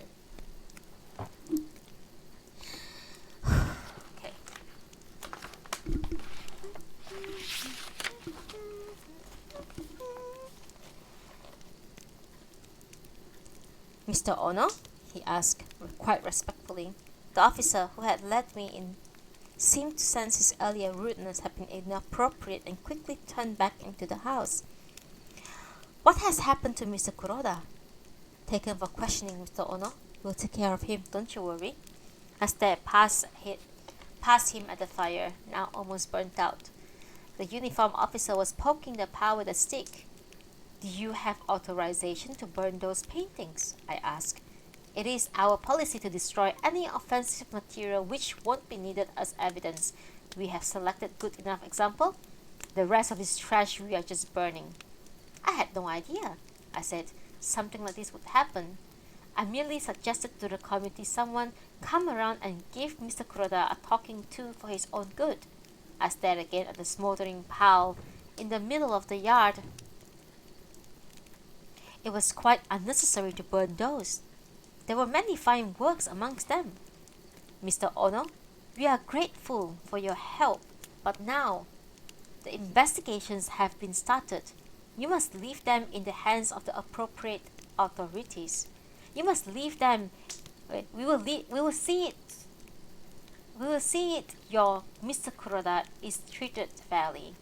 He smiled and, turning back to the fire, said something to the uniformed officer. The latter poked the fire again and said something under his breath, which sounded like unpatriotic trash. I remained on the veranda, watching with unbelieving eyes. Eventually, the plainclothes officer turned to me again and said, Mr. Ono, I suggest you return home now. Things have gone too far, I said. And why are you interrogating Mrs. Kuroda? What has she to do with anything? This is a police matter now, Mr. Ono. It doesn't concern you any longer. Things have gone too far. I intend to discuss this with Mr. Ubukata. Indeed, I may well take it straight to Mr. Saburi himself. The plainclothes man called to someone in the house, and the officer who had answered the door to me appeared at my side. Thank Mr. Ono for his help and show him out, the plainclothes man said. Then, as he turned back to the fire, he gave a sudden cough. Bad paintings make bad smoke, he said with a grin, beating in at the air about his face. But this is all the limited relevance here. I believe I was recalling the events of the last month when Setsuko was down on her short visit. In fact, I was recounting how Taro has gotten us all laughing around the supper table with his anecdote about his co-workers. As I remember, supper continued to proceed in the most satisfactory manner. I could not, however, avoid some discomfort in observing Ichiro whenever Noriko poured out sake. For the first few times, he would glance across the table at me with a conspiratorial smile, which I did my best to return in as neutral way as possible. But then, as the meal progressed, the sake continued to be poured. He ceased to look at me and continued to stare crossly at his aunt as he refilled our cups. Taro told us several more amusing stories about his colleagues when Setsuko said to him, "You make such fun, Taro-san." But I learned from Noriko that morale is very high at your company just now. Surely it must be most stimulating to work in such an atmosphere. At this, Taro's manner becoming suddenly very earnest. "It is indeed, Setsuko-san," he said, nodding. "The changes we made after the war are now beginning to bear fruit at all levels of the company. We feel very optimistic about the future. Within the next 10 years, provided we do all of our best, KNC should be a name recognized not just all over Japan but all over the world." How splendid! And Noriko was telling me your branch director is a very kindly man. That too must make a big difference to morale. You are indeed right. But then, Mr. Hayasaka is not only the kindly man, he is someone of the greatest ability and vision. I can assure you, Setsuko-san, to work for an incompetent superior, however kindly, can be a demoralizing experience. We are fortunate to have someone like Mr. Hayasaka to lead us. Indeed, Suichi too is very fortunate that he has a very capable superior. Is that so, Setsuko-san? But then, I would expect as much of a company like Nippon Electrics. Only the best sort of people would hold responsibility in such a firm. We are so fortunate that seems to be the case, but I am sure it is equally true at KNC, Taro-san. Soichis always speak highly of KNC. Excuse me, Taro. I put it at this point. Of course, I'm sure that you have every reason to be optimistic at KNC, but I've been meaning to ask you, is it your opinion entirely for the good that so many sweeping changes were made at your firm after the war? I heard there's hardly any of the old management left. My son-in-law smiled thoughtfully and then said, "I appreciate very much father's concern. Youth and vigor alone will not always produce the best result, but in all frankness, father, a complete overhaul was called for. We needed new leaders, and with new approach appropriate to the world today." Of course. And I have no doubt that your new leaders are the most capable of men. But tell me, Taro, don't you worry at times we might be a little too hasty in following the Americans? I would be the first to agree many of the old ways must be erased forever. But don't you think sometimes some good things are being thrown out with the bad? Indeed, sometimes Japan has come to look like a small child learning from a strange adult. Father is very right. At times, I'm sure, we have been a little hasty, but by and large, the Americans have an immense amount to teach us. Just in these few years, for instance, we Japanese have already come a long way in understanding such things as democracy and individual rights. Indeed, Father, I have a feeling Japan has finally established a foundation in which to build a brilliant future. This is why firms like ours can look forward with greatest confidence. Indeed, Taro-san, Setsuko said. Suichi has just the same feeling. He has expressed on a number of occasions recently his opinions that after 4 years of confusion, our country has finally set its sights on the future. Although my daughter had addressed this remark to Taro, I had the distinct impression it had been made for my benefit.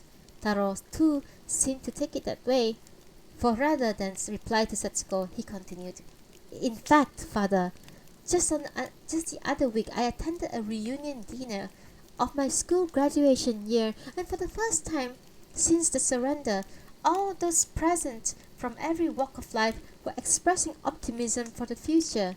It is then by no means just at KNC that it is a feeling things are coming right, and while I fully understand father's worries, I am confident that by and large the lessons of these past years have been good ones and will lead us all to a splendid future.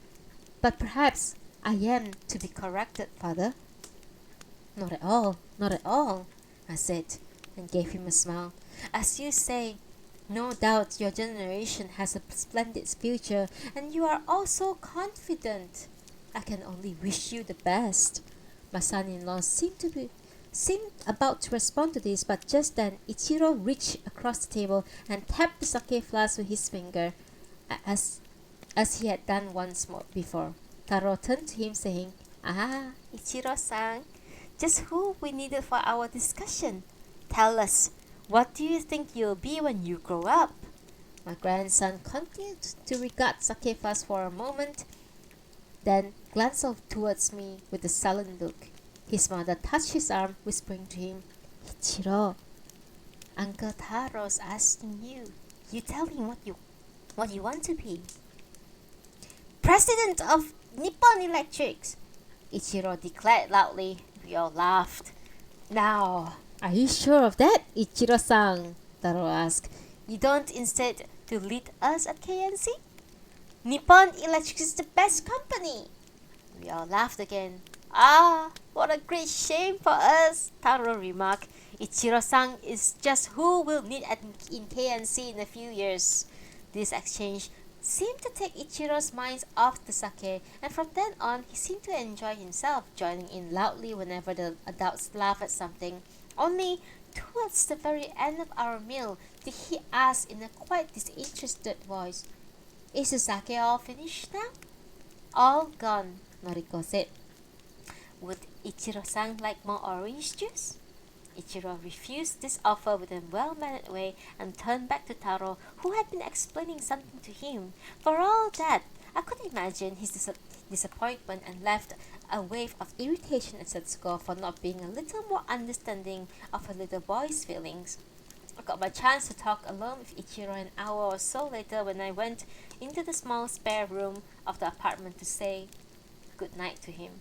The light was still on, but Ichiro was under the quilt, and on his front a cheek pressed against his pillow. When I turned off the light, I discovered the blinds did not prevent the light from the opposite apartment block coming into the room to throw shadowy bars across the walls and ceilings. From the next room came sounds of my daughter's laughter over something, and as I knelt down beside Ichiro's quilt, he whispered, "Oji-san, is Aunt Noriko drunk?" "I don't think so, Ichiro. He's just laughing at something." "She might be a little drunk, don't you think, Oji-san?" "Well, perhaps. Just a little. There's no harm in that." "Women can't handle sake, can't they, Oji-san?" he said, and then giggled into his pillow. I gave a little laugh, then said to him, "You know, Ichiro, there's no need to be upset about the sake tonight. It really doesn't matter. Soon you'll be older, then you'll be able to drink sake as much as you like." I rose and went to the window to see the blinds, see if the blind could not be made more effective. I opened and shut them a few times, but the slant remained sufficiently separated so I could always see the lighted windows of the block opposite. "No, Ichiro, it's really nothing to get upset about." For a moment, my grandson gave no response. Then I heard his voice say behind me, "Oji-san's not to worry." "Oh? Now what do you mean by that, Ichiro?" "Oji-san's not to worry, because if he worries, he won't get to sleep, and if old people don't sleep, they get ill." "I see." "Very well then, Ichiro. Oji promises not to worry, but you're not to be upset either, because really, there's nothing to be getting upset about." Ichiro remained silent. I opened and closed the blinds again. "But then, of course," I said, "if Ichiro had actually insisted on some sake tonight, Oji was ready to step in and see if he got some. But As it was, I think we were right to let the women have their way this time. It's not worth getting them upset over such little things. Sometimes at home, Ichiro said, father wants to do something and mother tells him that it's not allowed. Sometimes even father's no match for mother. Is that so? I said with a laugh. So Oji is not to worry. There's nothing for either of us to worry about, Ichiro. I turned away from the window and knelt down again beside his quilt. Now he tried to fall asleep. Is Oji staying the night? No, Oji's going back to his own house soon. Why can't Oji stay here too? There's not enough room here, Ichiro. Oji has a large house to himself, remember? Will Oji-san come to say goodbye at the station tomorrow? Of course, Ichiro. I'll do that. And no doubt you'll be down to visit again before long. Oji-san's not to worry. He couldn't make mother give me sake. You seem to be growing up very fast, Ichiro, I said, laughing. You'll be a fine man when you're grown. Perhaps you will really be the head of Nippon Electrics or something just as grand. Now, let us keep quiet for a while and see if you fall asleep. I went on sitting beside him for several moments, giving quiet replies whenever he spoke, and I believe it was during those moments as I waited in the darkened room for my grandson to fall asleep, listening to the occasional burst of laughter from the neighboring room, that I began turning over in my mind the conversation I had had that morning with Setsuko in Kawabe Park. That was probably the first opportunity I had had to do so, and until that point it had not occurred to me to be irritated by Setsuko's words. But by the time I left my sleeping grandson to rejoin the others in the main room, I believe I had become quite annoyed with my elder daughter, and this no doubt accounts for my saying to Taro not long after I had sat down, "You know, it's odd when one thinks about it. Your father and I must have been acquainted for over 16 years, and yet it's only over this past year we have become such good friends." "Indeed," said my son-in-law. "But I suppose it's often that way. One always has so many neighbors one does no more than exchange good mornings with. A great pity when you think about it." "But then of course," I said, "as regards Dr. Saito and myself, it wasn't simply that we were neighbors, connected as we were with the art world. We knew each other by reputation. All the more pity that your father and I didn't make more effort to be friends from the beginning. Don't you think so, Taro?" As I said this, I gave a quick glance to Setsuko to make sure that she was listening. "A great pity indeed," Taro said. But at least you had a chance to become friends in the end." "But what I mean, Taro, is that it's all the more pity since we knew each other's reputation in the art world all the time." "Yes, a great pity indeed. One would think that knowledge that a neighbor was also a distinguished colleague would lead to a more intimate relations, but then I suppose, what with busy schedules and the next thing, is too often not the case."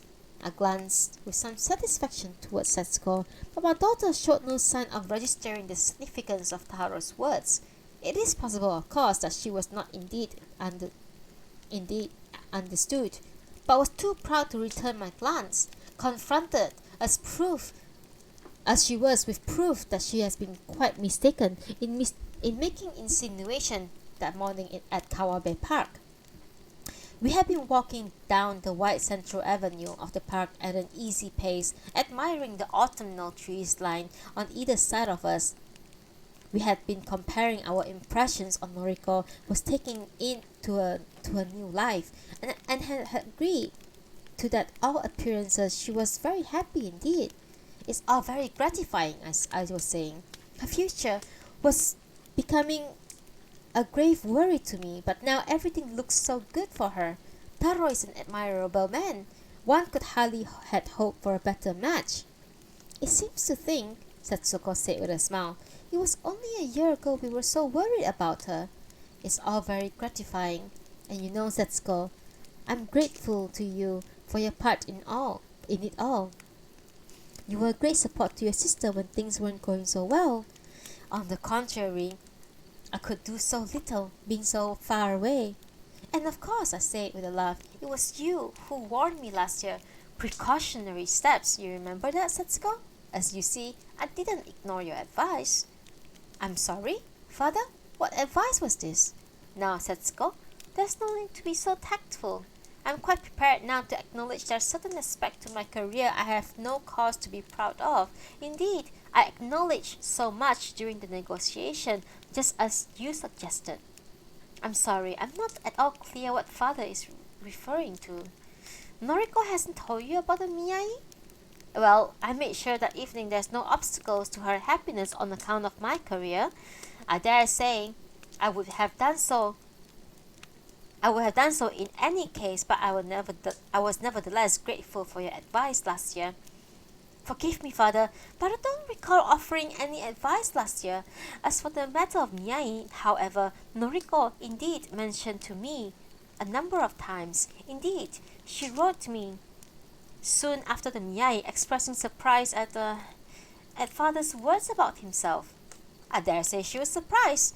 Noriko always did underestimate her old father, but I am hardly the sort to allow my own daughter to suffer simply because I'm too proud to face up to things.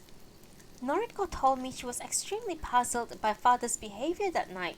It seems the Saito was equally puzzled. No one was at all sure what father meant by it all. Indeed, Suichi also expressed with bewilderment when I read him the letter. But this is extraordinary, I said. Why, Setsuko? It was you who pushed me to eat last year. It was you who suggested that I take precautionary steps so that we didn't slip out with the Saitos as we did with the Miyakes. Do you not remember? No doubt I am being most forgetful, but I am afraid I have no recollection as to what father refers to. Now, Setsuko, this is extraordinary.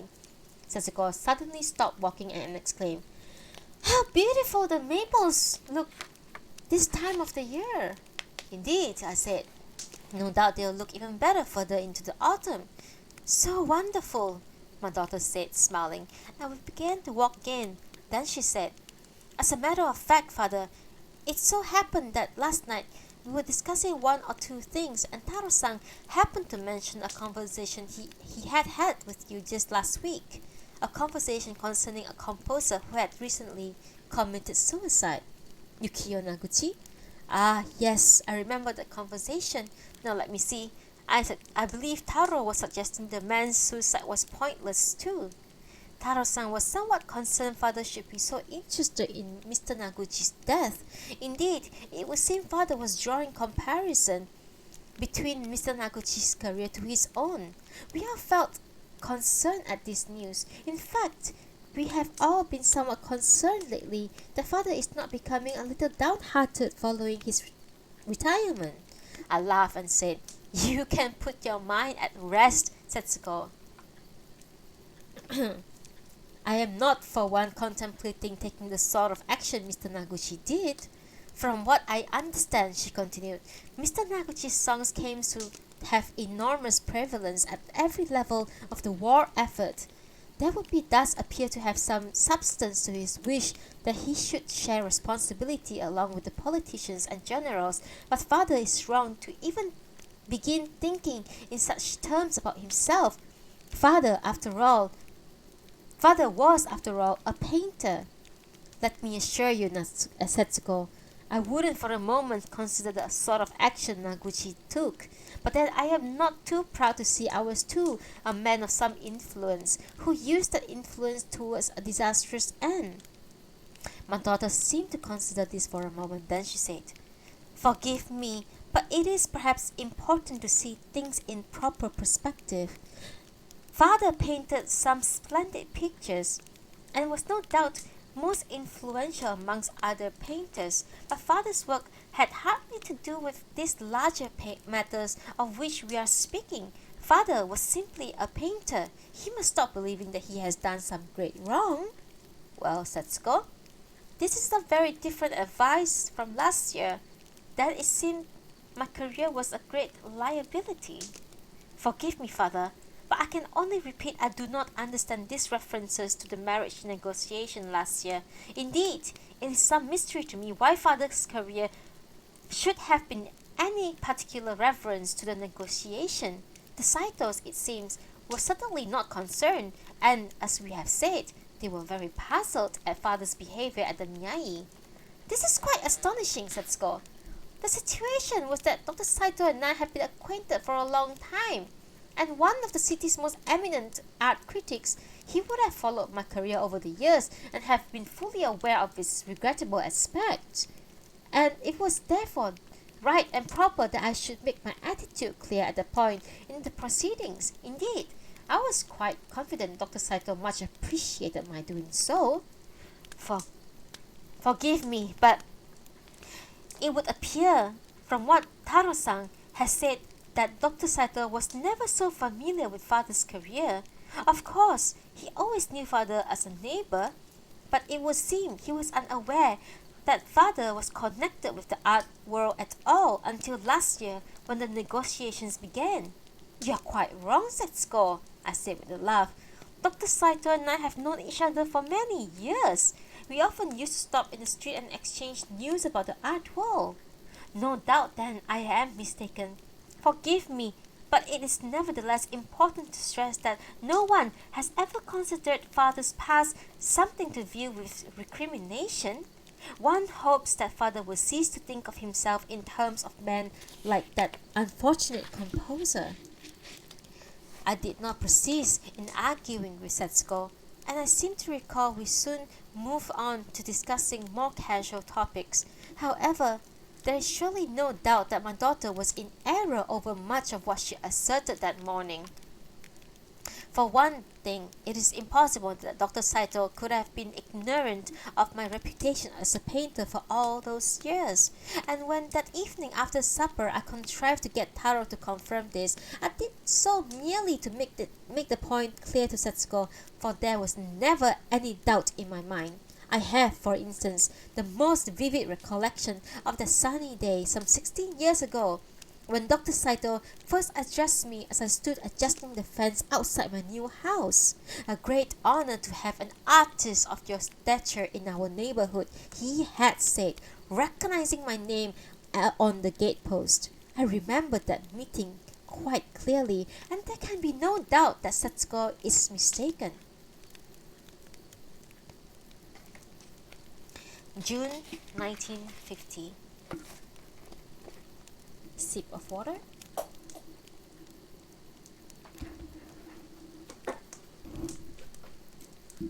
We are nearing the end, so I'm going to push it through.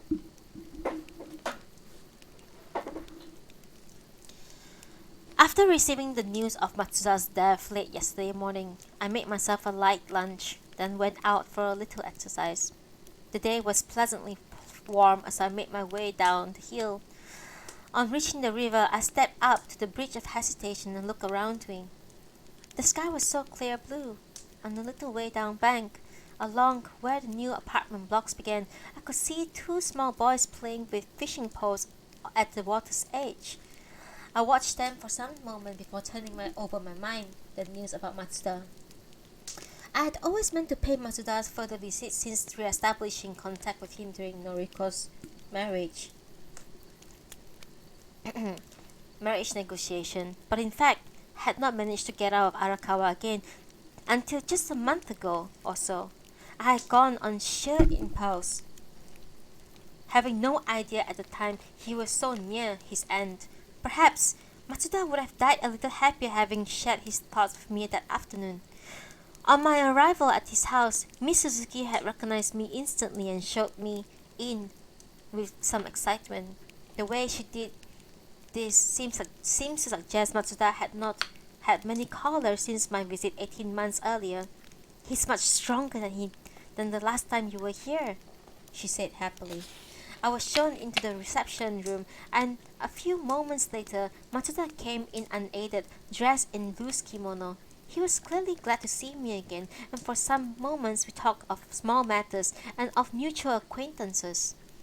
I believe it was not until Miss Suzuki had brought our tea and left again that I remembered to thank Matsuda for his letter of encouragement during my recent illness. You appear to have made great recovery, Ono, he remarked. To look at you, I would never have guessed you have been ill so recently. I'm much better now, I said. I have to be careful not to overexert myself, and I'm obliged to carry this stick around with me. Otherwise, I feel as well as I ever did. You disappoint me, oh no. And I thought we could be two old men discussing our ill health together, but here you are, and it was just like last time you came. I have to sit here and envy your health. Nonsense, Matsuda. You're looking very well. You'll hardly convince me of that, Ono, he said with a laugh. Though it's true I've regained a little weight over this past year. Now tell me, is Noriko-san happy? I heard her marriage went through successfully. When you last came here, you were very worried for her future. Things have turned out very well. She's now expecting a child in the autumn. After all that worry, things have gone as well as I could have that I've ever hoped for Noriko. A grandchild in the autumn. Now, that must be something to look forward to. As a matter of fact, I said, my eldest daughter is expecting a second child next month. She has been longing for another child, so it's a particularly good news. Indeed, indeed. 2 grandchildren to look forward to. For a moment, he sat there smiling and nodding to himself. Then he said, no doubt you remember, Ono, I was always far too busy improving the world to think about marriage. Do you remember those arguments we used to have just before you and Michiko-san were married? We both laughed. 2 grandchildren, Matsuda said again. Now there's something to look forward to. Indeed, I've been most fortunate as regards my daughters. Now tell me, Ono, are you painting these days? A few watercolors to pass the time, plants and flowers mostly, just for my own amusement. I'm glad to hear that you are painting again in any case. When you came to see me, when you last came to see me, you seemed to have given up on painting for good. You were very disillusioned then. No doubt I was. I didn't touch paints for a long time.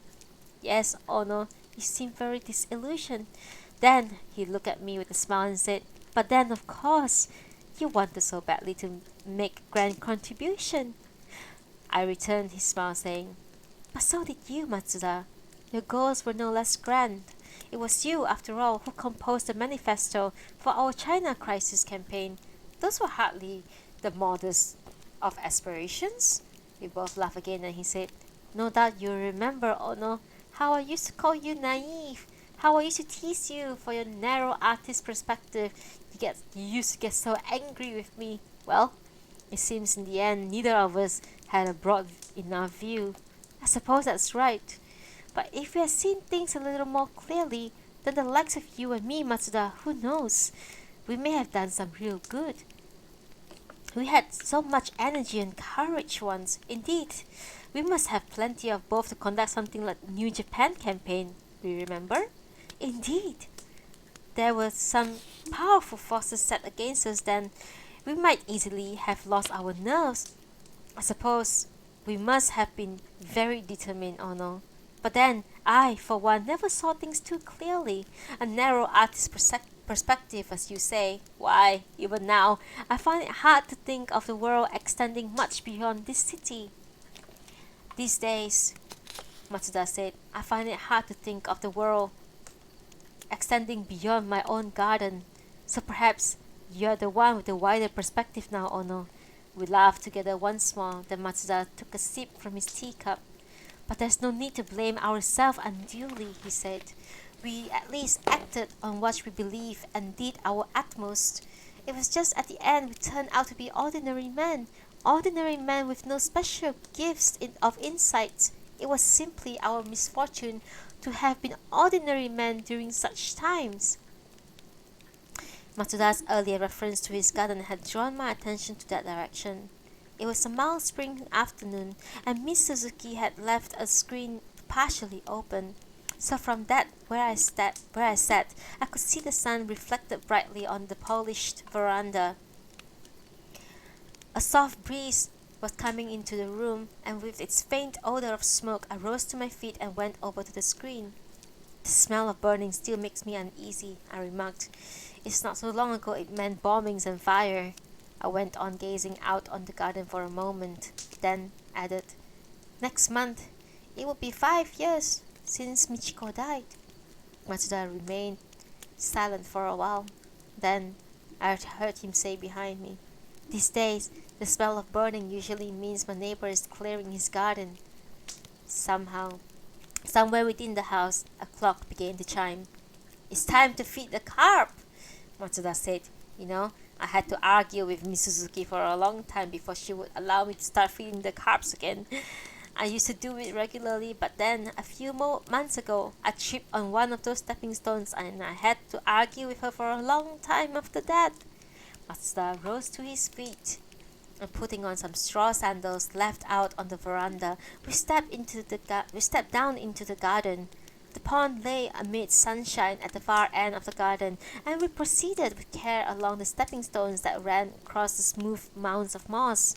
It was while we were standing at the edge of the pond, looking into the thick green water, that a sound made us both glance up. Not At a point not far from us, a small boy of about 4 or 5 was peering over the top of the garden fence, clinging with both arms to the branch of the tree. Matsuda smiled and called out, "Ah, good afternoon, Bo-chan." The boy went on staring at us for a moment, then vanished. Matsuda smiled and began to throw feeds into the water. "Some neighbor's boy," he said. "Every day at this time, he climbs up to the tree trunk to watch me come out and feed my fish. But he's shy, and if I try to speak to him, he runs away." He gave himself a laugh. He gave a small laugh to himself. "I often wonder why he makes the effort like that every day. There's nothing much for him to see. Just an old man with a stick, standing by his pond feeding the carp. I wonder what he finds so fascinating in such a scene." I looked over to the fence again, to where a moment ago the small face had been, and said, "Well, today he got a surprise. Today he saw 2 old men with sticks standing by the pond." Matsuda laughed happily and went on throwing feeds into the water. 2 or 3 splendid carps had come to the surface, their scales glistening in the sunlight. "Army officers, politicians, businessmen," Matsuda said. "They have all been blamed for what happened to this country. But as for the likes of us, Ono, our contribution was always marginal. No one cares now what the likes of you and me once did. They look at us and see only 2 old men with their sticks." He smiled at me and then went on feeding the fish. "We are the only ones who care now. The likes of you and me, Ono. When we look back over our lives and see they were flawed, we are the only one who care now." But even as he uttered such words, there remained something in Matsuda's manner at the afternoon to suggest that he was anything but a disillusioned man, and surely there was no reason for him to have died disillusioned. He may indeed have looked back over his life and see certain flaws, but surely he would have recognized also those aspects he could feel proud of. For, as he has pointed out himself, the likes of him and me, we have the satisfaction of knowing that whatever we did at the time in the best of faith. Of course, we took some bold steps and often did things with much single-mindedness, but this is surely preferable to never putting one's convictions to the test for the lack of will or courage. When one holds convictions deeply, there surely comes a point when it's despicable to prevaricate further. I feel confident Matsuda would have thought along the same lines when looking back over his life. There is a particular moment I often bring myself to mind. It was in the May of 1938, just after I had been presented the Shigeta Foundation Award. By that point in my career, I had received various awards and honors, but the Shigeta Foundation was in most people's view a major milestone. In addition, as I recall, we had finished the same week our New Japan campaign, which had proved a great success. That night, after the presentation then, was one of much celebrating. I remember sitting in the Migi Hidari, surrounded by my pupils and various of my colleagues, being plied with drinks, listening to speech after speech in tribute to me. All manner of acquaintances called in to the Migi Hidari that night to offer the congratulations. I even recall a chief of police I had never met before coming in to pay his respect. But happy as I was that night, the feeling of deep triumph and fulfillment which the award should have brought was curiously missing. In fact, I was not I was not to ha- I was not to experience such a feeling of until a few days later when I was out in the hilly countryside of the Wakaba province. I had not been back to Wakaba for some 16 years, not since the day I had left Mori-san's villa, determined, but nevertheless fearful that the future held nothing for me. But over the course of those years, though I had broken all formal contacts with Mori-san, I had remained curious of any news concerning my old teacher and so was fully aware of the steady decline of his reputation in the city. His endeavors to bring European influence to the Utamaro tradition had come to be regarded as fundamentally unpatriotic. He would be heard from time to time holding struggling exhibitions at ever less prestigious venues. In fact, I had heard far more from more than one source that he had begun illustrating popular magazines to maintain his income. At the same time, I could be quite confident Mori-san had followed the course of my career and there was every chance he had heard of my receiving the Shigeta Foundation Award. It was then, with a keen awareness of the change time that I brought on us, that I stepped off the train at the village station that day. It was a sunny spring afternoon as I set off towards Mori-san's villa along those hilly paths through the woodland. I went slowly, savoring the experience of that walk I had once known so well. And all the time I turned over to Mori-san what might have occurred when I come face to face with Mori-san once more. Perhaps he would receive me as an honored guest, or perhaps he would be just as cold and distant as during my final days at the villa. Then again, he might have done then again he might have behaved towards me in much the way he had always done while I had been his favorite pupil, that is, as though the great changes in our respective status had not occurred. The last of these possibilities struck me as the most likely, and I remember considering how would I respond. I would not, I resolved, revert to the old ways and address him as sensei. Instead, I would simply address him as though he were a colleague, and if he persisted in failing to acknowledge the position I now occupied, I would say with a friendly laugh something to the effect of, "As you see, Mori-san, I have not been obliged to spend my time illustrating comic books as you have once feared."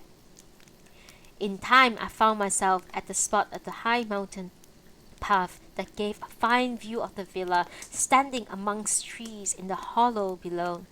I paused a moment to admire the view, and down in the hollow I could see the trees swaying gently. I wondered to myself if the villa had been renovated, but it was impossible to ascertain from such a distance.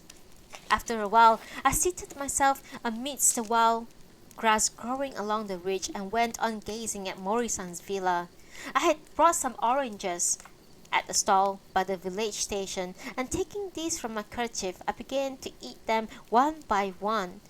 And it was as I sat there looking down at the villa, enjoying the taste of those fresh oranges, that a deep sense of triumph and satisfaction began to rise in me.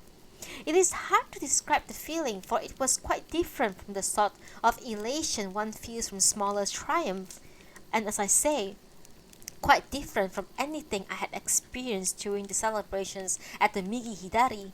It was a profound sense of happiness deriving from the conviction that one's efforts have been justified, that the hard work undertaken, the doubts overcome, have all been worthwhile, that one has achieved something of real value and distinction. I did not go any further towards the villa that day. It seemed quite pointless. I simply continued to sit there for an hour or so, in deep contentment, eating my oranges. It is not, I fancy, a feeling many people will come to experience. The likes of Tortoise, the likes of Shintaro, they may They may plot on competent and inoffensive, but their kind will never know the sort of happiness I felt that day. For their kind do not know what it is to risk everything in their endeavor to rise above the mediocre. Matsuda, though, was a different case.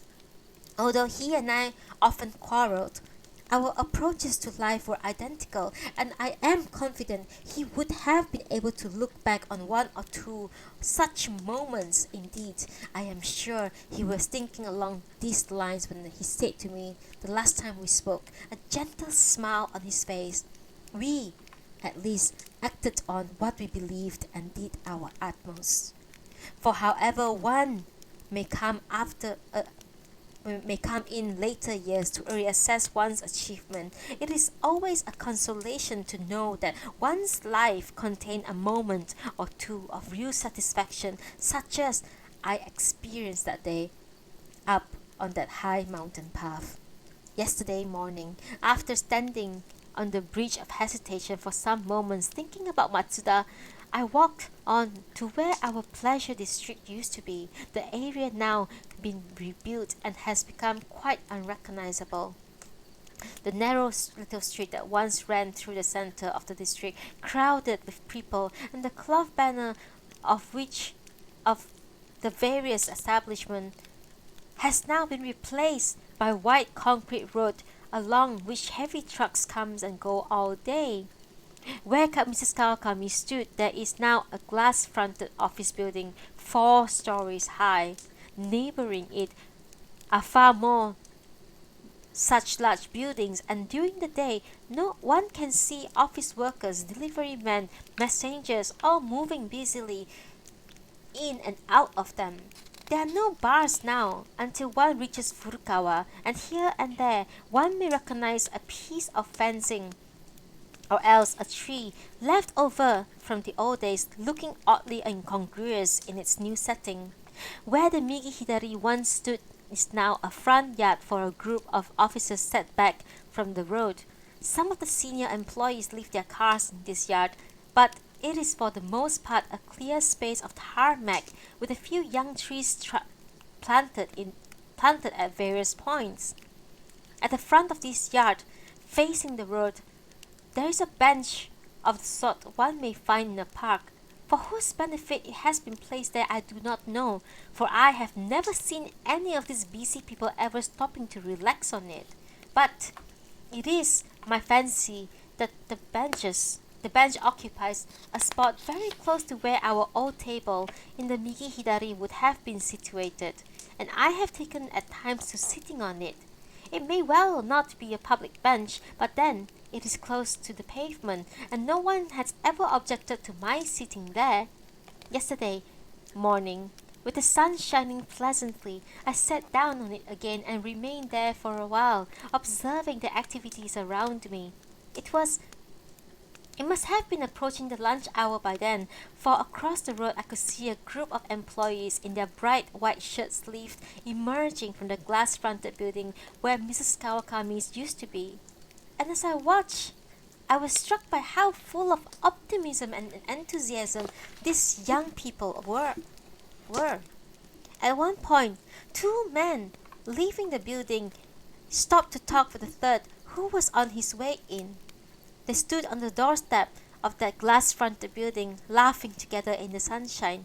One young man, whose face I could see most clearly, was laughing in a particularly cheerful manner, with something of the open innocence of a child. Then, with a quick gesture, the 3 colleagues parted and went their ways. I smiled to myself as I watched these young office workers from my bench. Of course, at times, when I remember those brightly lit bars and all those people gathered beneath the lamps, laughing a little more boisterously, perhaps, than those young men yesterday, but with much of the same good-heartedness, I feel a certain nostalgia for the past and the district as it used to be. But to see how our city has been rebuilt, how things have recovered so rapidly over these years, fills me with genuine gladness. Our nation, it seems, whatever mistakes it may have made in the past, has now another chance to make a better go of things. One can only wish these young people well.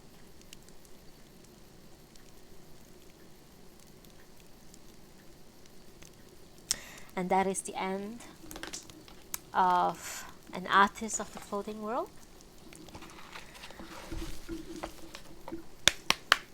I did it! Oh my god, I did it!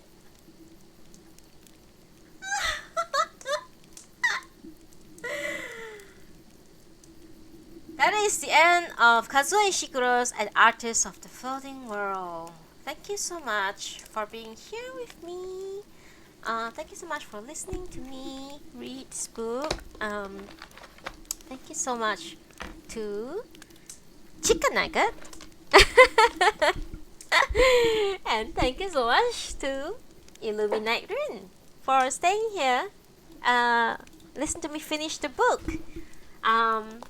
And for those who are in my Twitch channel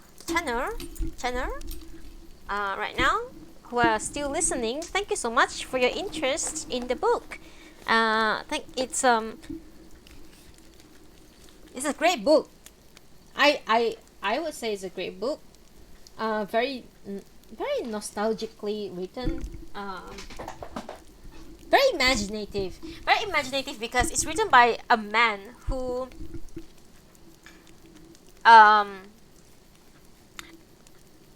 left Japan. I mean, he's Japanese. Kazuo Ishiguro is Japanese, but he has left Japan since he was 5 years old. He's basically more British than Japanese at this point in life, and I'm very glad that he's such a good writer to have like captured the spirit, I would say, like the after war spirit, and also like how I think it's the main characters is someone that like I don't know, I personally feel bad for, because he thinks that he is partly responsible for the bad things that happen during the war, like patriotism or something like that, but nobody, including his own children, recognize that except for him and his close colleague back in those days. It's something to be pitied on, I feel. It's kind of sad, to be honest. But yeah, I think the book ended in a very bright note. And I think he captured it very well. He's a very good writer. He's such a good writer that when you read his books, it's just like smooth. It's just a smooth like butter. Like I stumble on words certain times, but that's because I'm rushing. I tend to, my brain tend to read the whole sentence first, and then after that I read the words one by one, because I want to convey the feeling that the sentence is trying to give. So sometimes I stumble on that because it's like basically my speech trying to match with how my brain is reading the book. That is why I always recommend people to read book. Don't rush through it. When you're reading with your eyes and your brain, right? It's very you receive the information to your brain very, very fast, but you will miss the nuances, and also the feeling that the author is trying to give in that sentence or in that paragraph. So it's always nice for you to like read the book and read it out loud to yourself. I know it sounds weird, but like, you know, maybe like whisper it to yourself, like, you know, like read it like, you know, under your breath, so that you can keep with the pace of the sentence and the paragraph and the words, you know, so that you can get the feeling of what the author is trying to make you feel, basically, with their writing. And like I really enjoyed this book. I'm surprised I enjoyed this book as much as I did. I think I like this more than Bot-chan. Bot-chan has a problem. Bot-chan, Natsume Soseki Bot-chan is a great book, but I feel like there's always problems with the books when it's translated from Japanese. I feel like very often the translator couldn't capture the feeling of the language, or that they managed to capture the feeling of the language, but because I'm not Japanese, I couldn't get the nuances of like, why did he use this word to translate, why did he why did he translate this sentence into this sentence in English. I couldn't get it because I don't know Japanese fluently. So I had troubles with reading Botchan, but Botchan is not too bad. But it's definitely not my not my favorite Soseki book. Okay, so anyway, it's very late today. It's a very long stream today, and I'm really hungry now. I really want to eat. Thank you so much for hanging out with me, listening to me read today.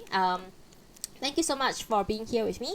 I will be reading the next book. The next book will be Natsume Soseki Kusa Makura. I have chosen it. Kusa Makura. Natsume Soseki Kusa Makura.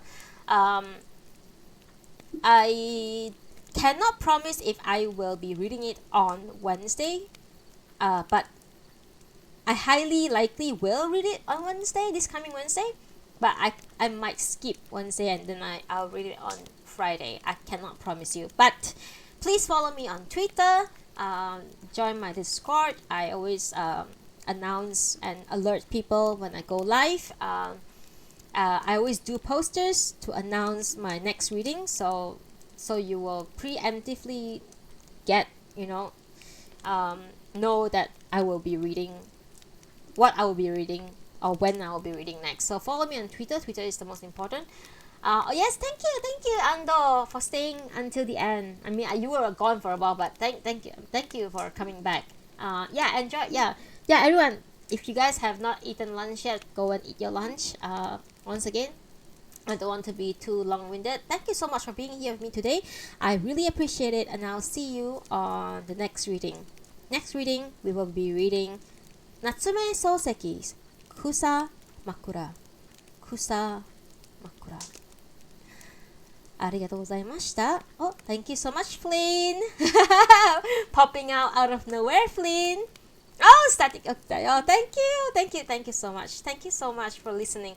Seriously, I really appreciate every one of you who listen to me read. Thank you so much.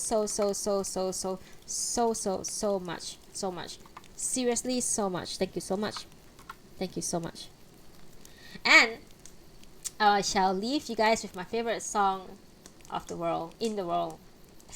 God, can't even English anymore at this point. Have you ever had a dream that you could do you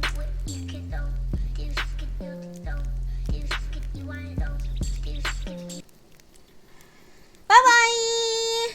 Thank you so much. I'll see you guys next time. ありがとうございました。